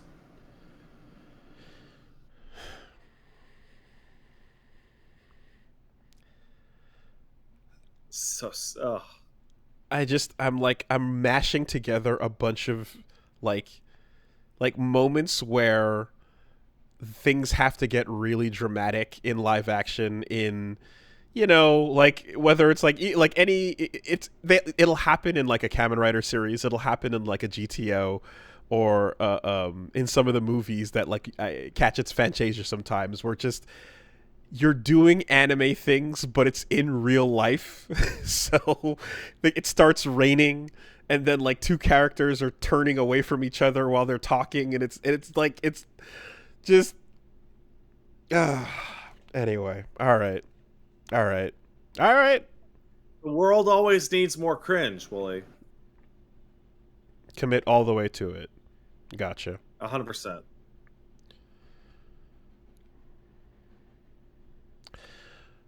I'm just waiting for you to talk about the Polium 1. Polium 1. Oh, you're not going to talk about the Polium 1? It's a multi-chain console for Web3 gaming. And it has a blockchain wallet button on the fucking controller. Yo. And it'll let you play games on Solana, Ethereum, Immutable X, B&B, Harmony, Wax, Polygon, and EOS. What games? Games on those languages. Blockchain Stadia? Yeah. And if you go to their website, their Twitter, you'll see that the first thing they had to do after announcing the fucking console was clarified that they did not, in fact, steal the GameCube logo for their logo. Okay, I saw that thing that looked like a GameCube logo, and I didn't know what the logo was for. Oh, this thing. Okay. See, it's totally not. I just searched Google for Polion 1, and Google is like, "Are you trying to learn about polio?" Yeah, good enough.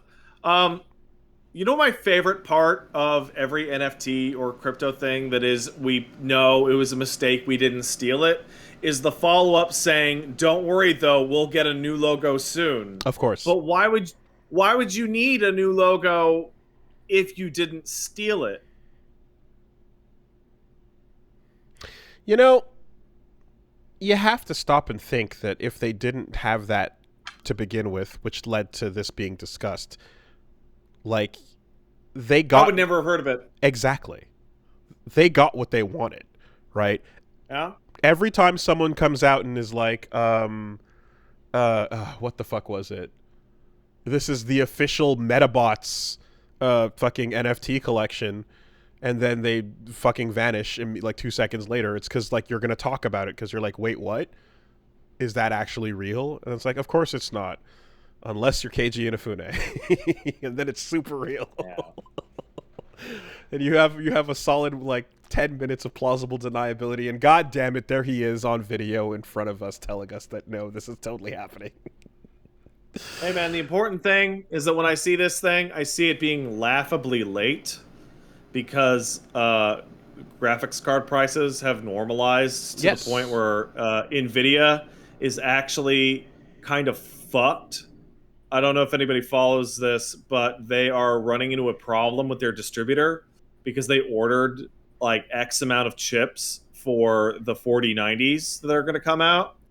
And they're not going to be able to sell that many 4090s because crypto is dead. So they're trying to like defer the shipments like 6 months to a year out.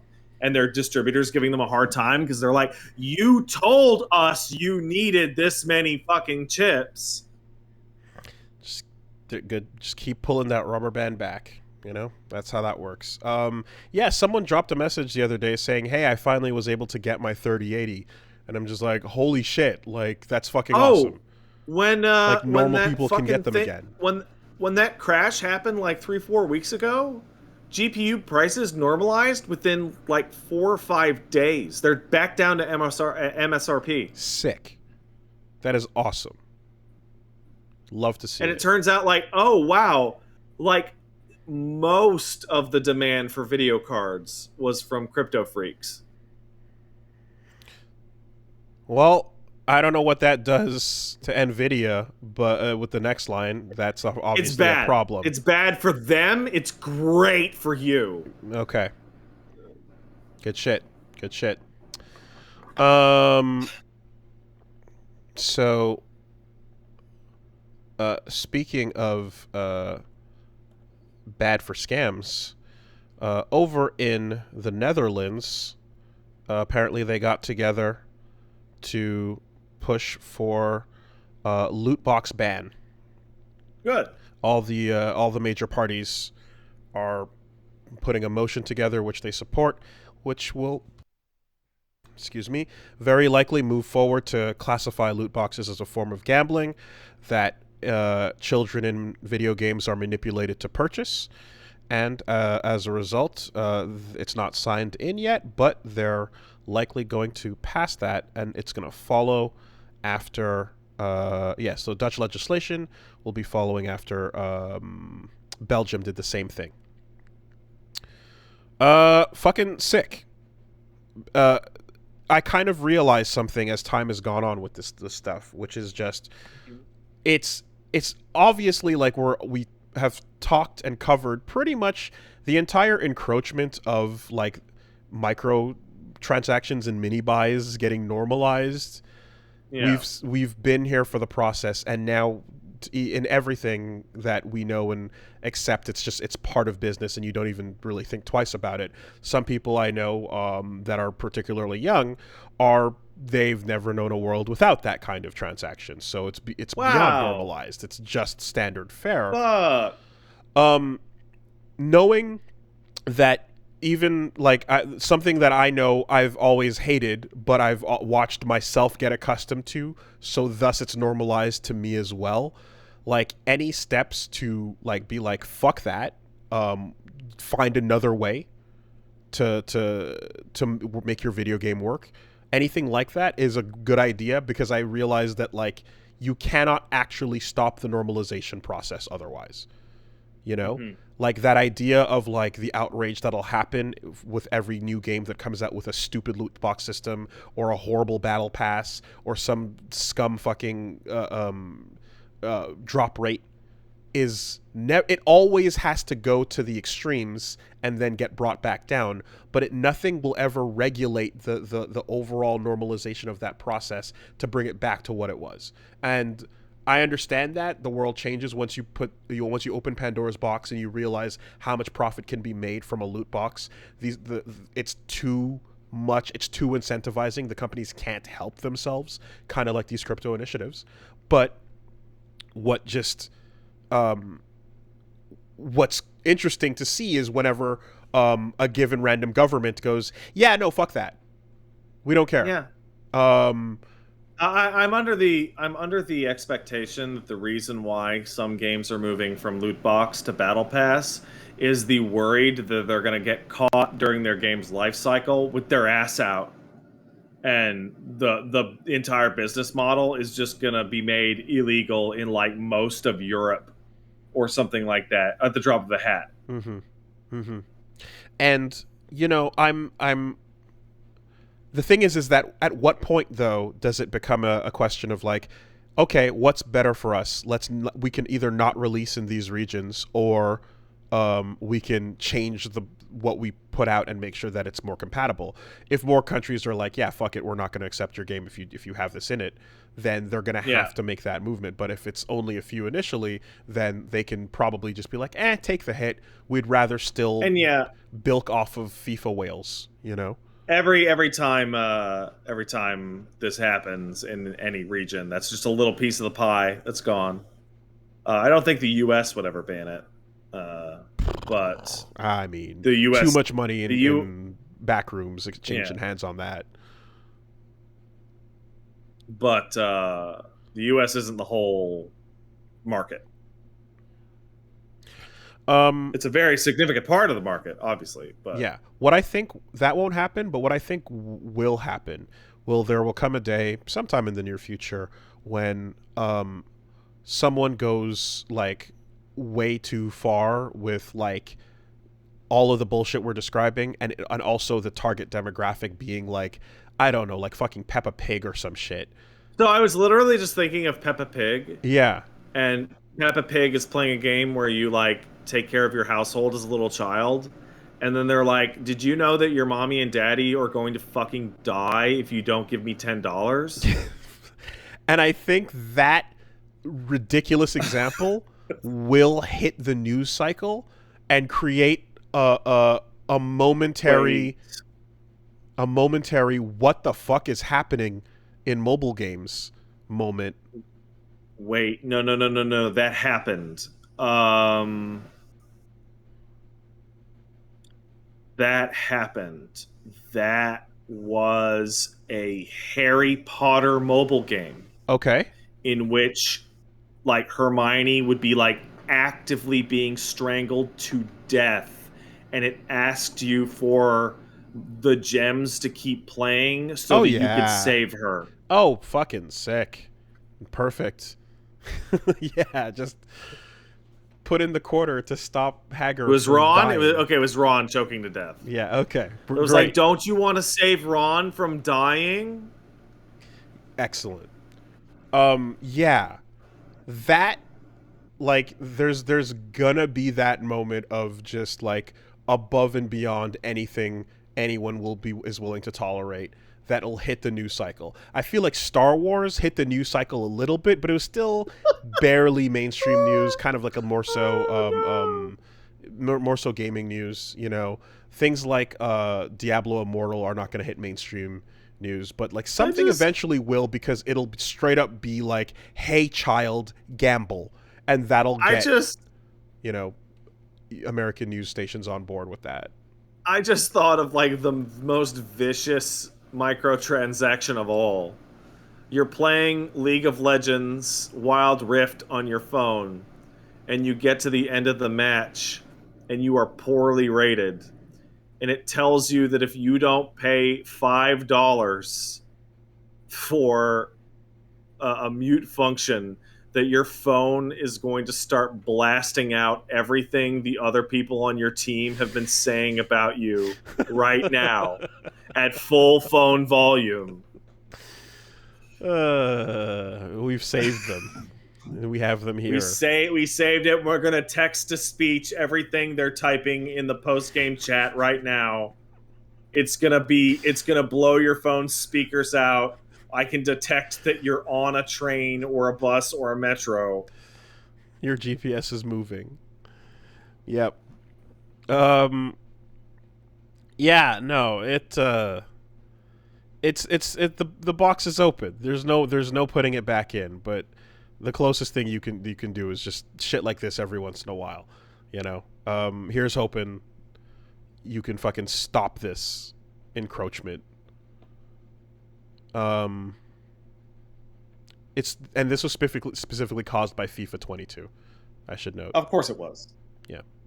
Listen, I think it's genuinely appropriate that soccer, aka football, aka footy, is responsible for the absolute most damaging form of gambling for kids, considering the sport of soccer, aka football, aka footy, is responsible for some of the most corrupt national shit to ever exist. Hey, you want to have the World Cup in a stadium built by unironic slave labor? Here you go. It's totally appropriate. Yeah. I mean, there's a new word that needs to, like, it's sport religion. That at a certain point you kind of hit. I mean, there's in psychology there's an incredibly clear phrase for it, and it's just the in group versus the out group. Be it race, creed, color, culture, taste, region, background, like whatever. Right? Yeah, the in group versus the out group. I was just listening to someone was saying like that there was a like in Europe there's a lot of places where you ask if you there's always like the hardcore, right? You've got the ultras as they're called, you know, and then listen, I need to get my chain to go to the footy game, and you've got that as well in fucking Canada, absolutely Habs fans to the extreme and all that. But like, there's a lot of people that are in the category of like, okay, what's the team? And then they go like, hey, do you know any current players on the team? And they absolutely don't. But that doesn't matter because it's they just go woo. Red because Sox. It's identity, right? And it's like it's what the identity of the place is tied to, and especially in a lot of like older. Like, unlike, you know, North America where the countries are relatively new, in some of these places where, like, individual cities have been around for hundreds and hundreds of, and in some cases thousands of years, like, you're looking at that unique identity to that specific place, and all of that gets put into football matches because there isn't war between these places anymore, you know? So, yeah. It's and intrinsically that's why linked. You shouldn't let people play for teams they were not born in. Every single sport should be world-based and down to the nearest major city. That would be nuts. That would be really crazy. The results, so no trading allowed. The Olympics would be fucking awesome. Here's a question, though. Then what happens with salary caps? What do you mean? Like, salary caps exist so that, under my system, the organization of, let's say, global football, ticket prices are put into a big puddle and then distributed to players evenly. Okay. Okay. So the Yankees can't exist. As good. Yeah. I don't think anybody that doesn't live in New York City would be sad to see the fucking Yankees go. Just a ragtag team, a couple of knockaround guys. Well, it always annoyed me because I remember, like, you know, Montreal and Toronto would have all this tribalism over their hockey teams, right? Mm-hmm. And it's like, dude, there's like 3 guys from each respective city on those fucking teams right now. Like, these are just this is just the fucking team some rich dickhead bought for the franchise town. business. Like, it's Yeah. fucking nonsense. Sports as a whole, like, is about that, and that's why it's. I mean, but that franchise business side of things, making it like a profitable thing, that the whole goal of becoming a general manager is, to trade in better players, create value by winning the championship, and then sell the team again. Like, the goal is not to win.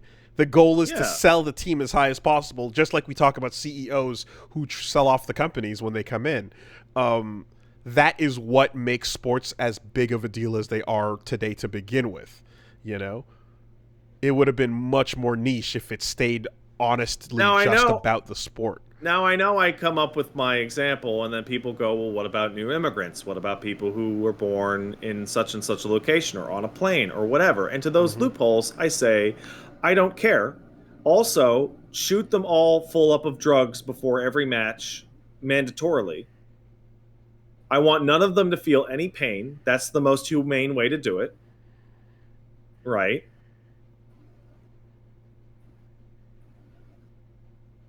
Right. That's humane, so they don't feel anything. Well, he talks about things he doesn't understand, part 8,000. Yeah, what do you think you're tuning in for, buddy? And then after the end of it, all the players that can't walk to the locker room get wheeled into that thing they throw cans and horses into to turn them into dog food. Oh, so Bloodsport. Yeah, Bloodsport. Okay, got it. Took a minute to get there. So, I want to point out that the historical precedent of the losing team is murdered does exist. Yes. Yes, there have been countries where upon landing back at home, they've been executed for losing.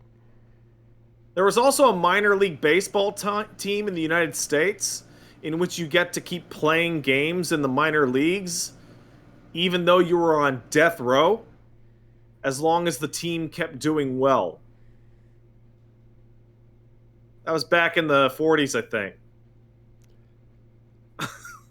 Wait, they would stay your date of execution?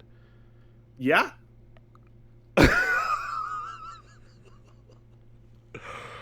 Oh, yeah. Oh, yeah. Yeah, that's the good stuff. That's That was the death row inmates forced to play. Okay, it was earlier. On a hot, let's see, Wyoming in 1911. Yeah. Stakes for the convicts. Wins, they were told, meant time off their sentences. Losses, however, came with consequences. Individual errors that cost the team the win would result in death. This is the Penitentiary All-Stars in Wyoming. They played 4 games, winning all of them.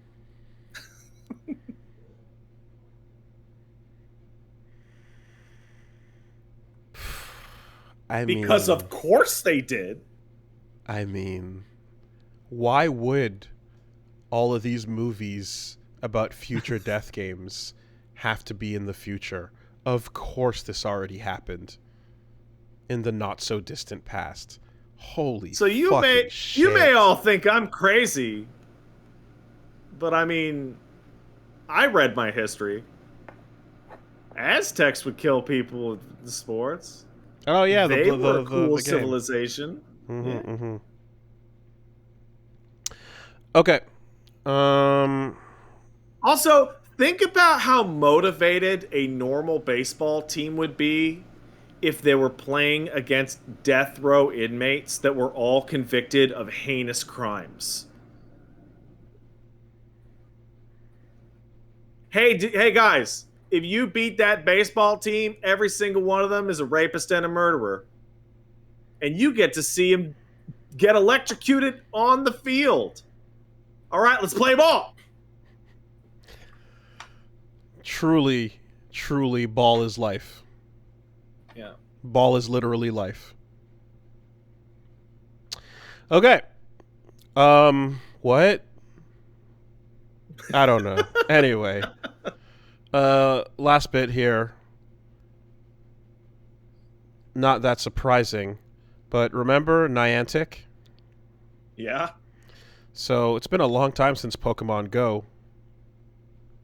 Um, they've been trying stuff, but Have seems they? like it hasn't really been panning out because Pokemon Go was a big old phenomenon that right place, right time, right franchise, I would say.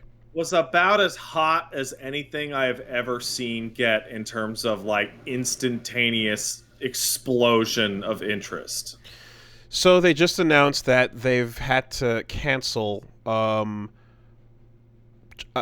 projects. One was a Transformers game. That was going to be a Transformers AR style game.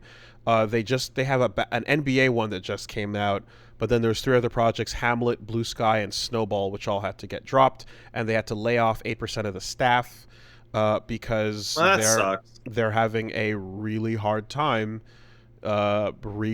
getting that Pokemon Go era started again. I mean, it hit at the perfect time, and now we're dealing with a global pandemic and a move for many to work from home, right? Like, hmm it's it's like, it's again a confluence of events led to it being a massive hit, and that same confluence of events is now leading to it being the thing that's just not going to work anymore. and also 2015, none of those are Pokemon. yes, the idea Like, to walk around and capture Pokemon as well is the biggest brand incentive to go out there. I still remember the day that I was downtown and discovered the absolutely unsafe throng directly in front of the Montreal Children's Hospital that was like blocking traffic, and it was like 3,000 to 4,000 fucking people because there was a really good spot to catch stuff on the street directly in front of the Montreal Children's Hospital in Turcotte Park. So eventually, like there was a spot downtown that had 3 on the same corner, and that got more sane as they kind of like planned for larger groups. There was an area with a tent and seats kind of laid out, Yeah. and I remember going by there a couple times and just seeing it, and it was like, okay, like there's a church nearby that had like water and like granola bars they were handing out to people, and they basically like they managed to make sense of it after that initial insane first couple of days. And it eventually it was a cool time, but Yeah. it also, like, in some cases, like literally people's houses and backyards had people hopping fences and shit, and There's a shiny Electabuzz in your yard. Oh, fuck it. I know there's a dog in there, but I'm going to risk it. and the ability to request the removal of a stop was not immediately available. So it took a while for this whole thing to come down to where it got to. But yeah, it was an era. Now, when I look at this company and I look at like what they do, you're like, what other franchise could even halfway approach Nothing. what Pokemon Nothing. would? And nothing can. It is a property that has a absolutely 1,000,000% perfect synergy with the type of moving around and acquisition gameplay. And the people you're appealing to, everyone who's into Pokemon is also into the idea of like going out and finding these animals in the wild. Like that is linked to the brand. It's and then collecting the fun fake animal and all the power and all the fighting and the RPG elements. That's all in there. But like, yeah, there's no other franchise that is better suited. So they can never recapture this magic, I don't think. I don't think so. If they did a Digimon version, you could get some people come in. So for example, we got a guy in the chat saying the cemetery where their father is buried has so many Pokemon Go spots. It is a mixed feeling. Mm-hmm. Yeah, no, there was some weird shit that happened here. I remember there was a scandal because people were like flooding the Holocaust Museum because it had a gym at it. So you had all these fucking dweebs show up to the Holocaust Museum to play their phone games. Like, get the fuck out of here. Yeah. It's So not appropriate. that I think we all found out that like it's because Ingress hotspots, which Niantic made right beforehand, a different map game, AR map game, had spots It was that just using like data. hotspots for travel. Exactly, Yeah. exactly. So basically, the first game they made was called Ingress, and with that game, they figured out what intersections and hotspots were traffic points that would be ideal. So then they used that same data for where they'd put the hotspots for Pokemon Go, and then of course unintentionally created a bunch of bullshit that needed fixing. Whoopsie doodle. Yeah, yeah. Some of that happened, and all kinds of. Again, you could go back to 2015 and go look at the video people recorded of just people being where they're not supposed to be, and bad things as a result of that. But eventually, the ability to say, "Hey, can you take this hotspot down, please? I live here." Or this is my business, or whatever the case is. We don't want this, and they're like, "Yeah, okay, fine." And then they allowed them to do that. All this to say that they're not making any money, and it doesn't seem like anything else is going to work AR wise with these brands they're Not working compared on. to Pokemon. Hell no. God. So yeah, massive layoffs, and it looks like the company is going to just be downsizing and try to figure out how to streamline, yada yada. I see the only path forward for this as a person who doesn't know what the fuck they're talking about. AR tech is still really cool and is still something that can be used in limited applications in different ways. They would probably need to pivot towards being like an AR support company for other projects that are not necessarily about getting people out of the house and playing on a giant map. You know? Also, I mean, we're still in a pandemic, so the idea of like go to this spot where a bunch of other people may be standing like shoulder to shoulder with you, Right. is not going to appeal. Meanwhile, the inverse of that, which is kind of like the Mario Kart at home course that I got, where you can set up a Mario Kart AR game and drive the toy around your house. That's AR, cool. and it is great. It's a lot of fun. If you can use AR to turn your house or wherever you're staying into a fun thing that makes isolation a little bit more fun to deal with, that would be the perfect thing for the climate we're living in.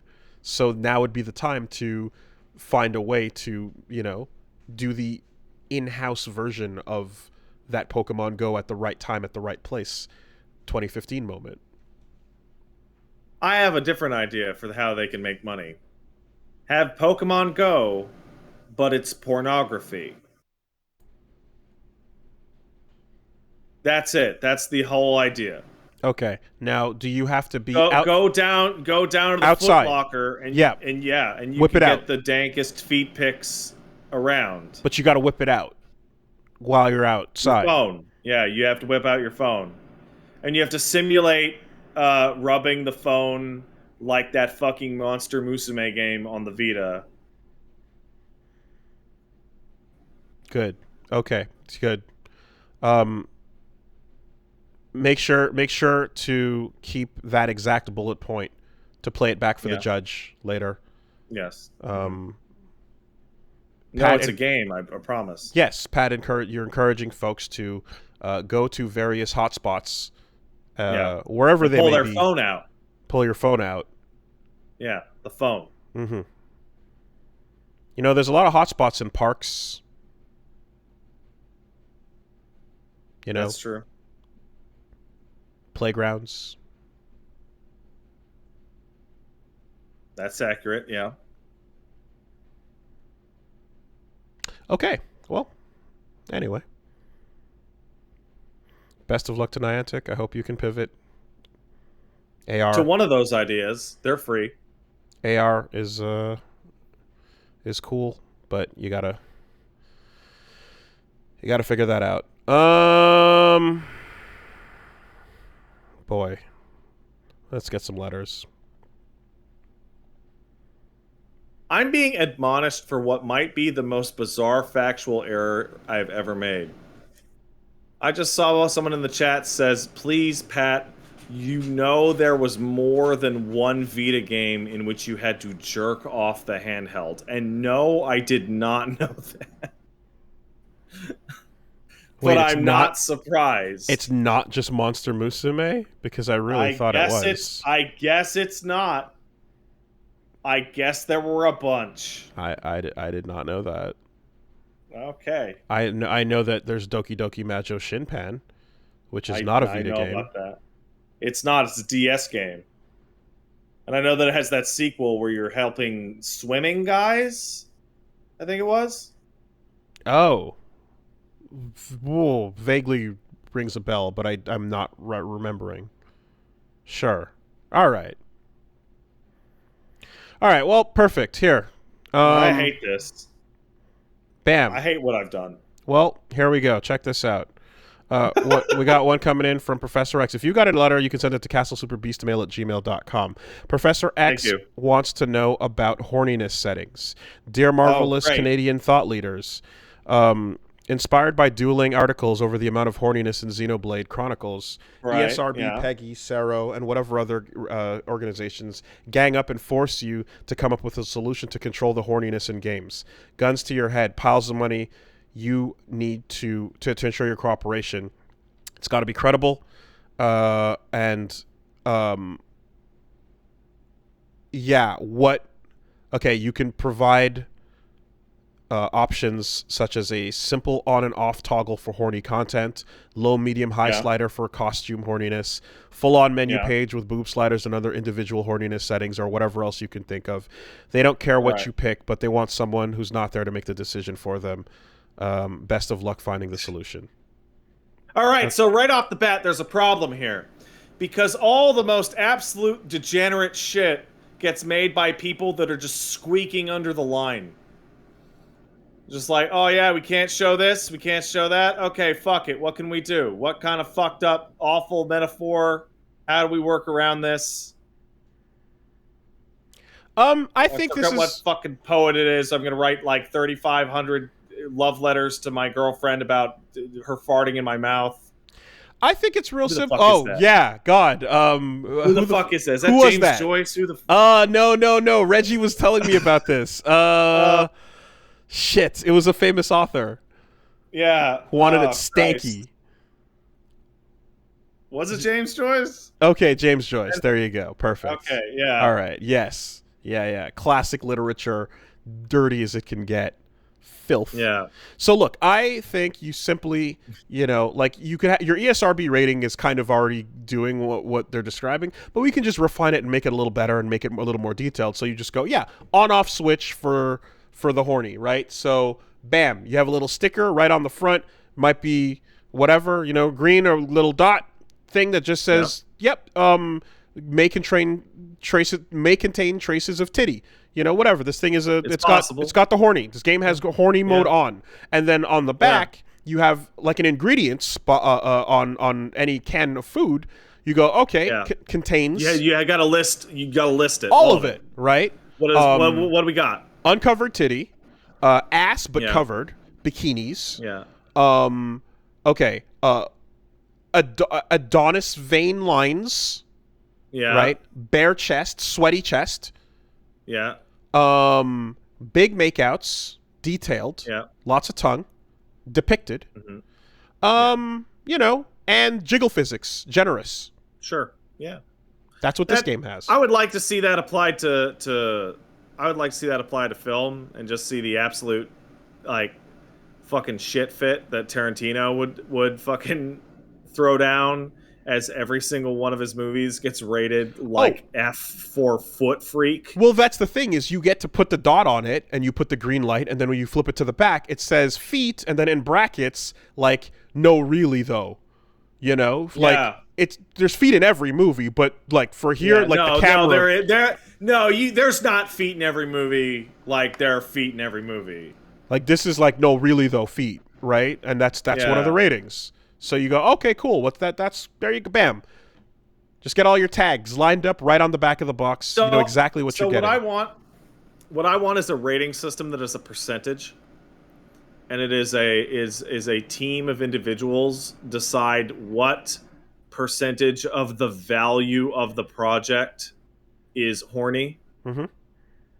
So if we were to look at Onichanbara, Mm-hmm.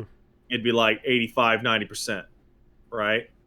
If you were to look at Xenoblade, it'd be like 20%, right? And it's like, is this just trash with tits?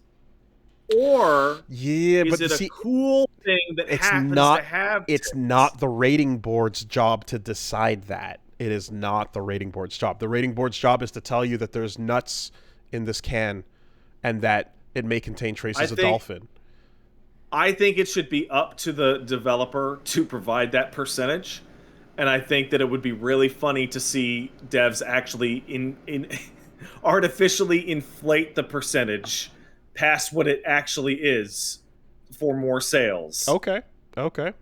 Sure. Xenoblade 3's got 90% of its value as Horny, and you're looking at it doesn't look that horny, but maybe if I buy it and I look at it, and maybe it'll be really filthy. I mean, well, if there's options, if there's unlockable costumes, the bikini armor or jiggle physics that you control, right? You mention like in brackets, like option on, option off.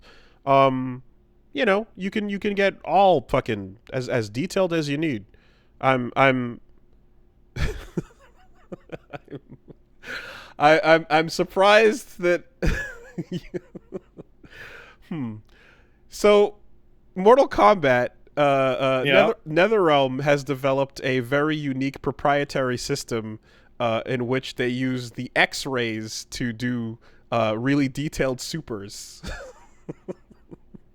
That's right. That system could be co-opted by other video games. That's true. That would then need additional tags and it listed on the ingredients that go on the back of the box. Yeah, that's accurate.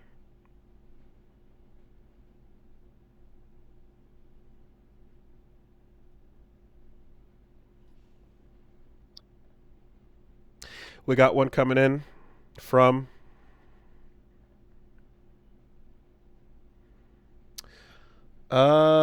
Phil, who says, "Hey Phil, dear Soda Pop Hustler and Big Goblin Rustler, your name is a little further. Okay, well, I used to love short-lived hustle or scam segments on the podcast because I always wanted to write in, so I thought you guys might enjoy this. Hustle or scam. Oh, God. I used to work as a pizza delivery driver for my mom and pop's pizza place. When someone would call up and deliver, we'd always tell them that it would be however long the delivery would take, plus 10 minutes. For example, if it took 10 minutes to make the order, 10 minutes to deliver, we tell them it would take 30. Of course, it was mostly... That's pretty reasonable. It was mostly to account for traffic, detours, and any other problems. But when I first started working, I noticed I was getting tips almost every delivery. I don't live in a country where tipping is that commonplace. I later realized that the reason I'd get tips so often is because people thought that I was always early. Most of the time I was being told to keep the change, but somehow they'd throw me a $5 or a $10. Not that bad for a shitty pizza job. Maybe a little duplicitous, but what they don't know can't hurt them. So, what's your verdict? Is that a hustle or a scam? That is Jordy, absolutely how long a is it going to take to fix the engine? Yeah, I don't know, Captain. Maybe about 8 hours. Okay. What do you mean, Jordy? How long is it going to take you? I told you, 8 hours. And you told him the right time? You got to give it twice so that when the captain asks for it, you look like a miracle worker. That is a hustle. That is a pure hustle. Absolutely. Applauded hustle. Great. Because it is legitimate, your reasons are sound, and they do exist for a purpose that makes sense, which is if there is traffic, you have estimated for it. Everything else is just bonus. If someone feels nice because the perception is that you did an excellent job, what's the problem? As long as your estimate follows a simple formula like you described, and you're not kicking out numbers like it'll take an hour to get there and you're there in 7 minutes, that's absolutely, completely legitimate. There is no problem. Yep. There is no reason to inform people the way it works. Yep. You're not... They're being genuinely generous out of fast service. Exactly. They're happy for No the result. problem. You're not fucking them over. They're happy for the improvement over their expectations. Yes. Those actions are unclouded. Indeed. Yeah. There's no ambiguity on this one. Nobody's ever going to be mad that you got there with their pizza too early. Right? Mm-hmm. And you're not giving them deadlines of like, well, it'll be an hour. Wink. Right? No, it's easy. That's absolutely. Also, delivering pizzas sucks. So, like, good for you. Oscar says, "Dear Pat and Woolsey, Dear Pat Hare and Wosley, excuse me." Okay, what? All right. I was watching Vinny Caravella play through Gabriel Knight 2, and I was reminded of a famously bad puzzle in Gabriel Knight 3. To my amusement, I found out that it was such an infamous puzzle that it has its own Wikipedia page. I'll paste the synopsis here. Fucking mustache fucking shit? Yes.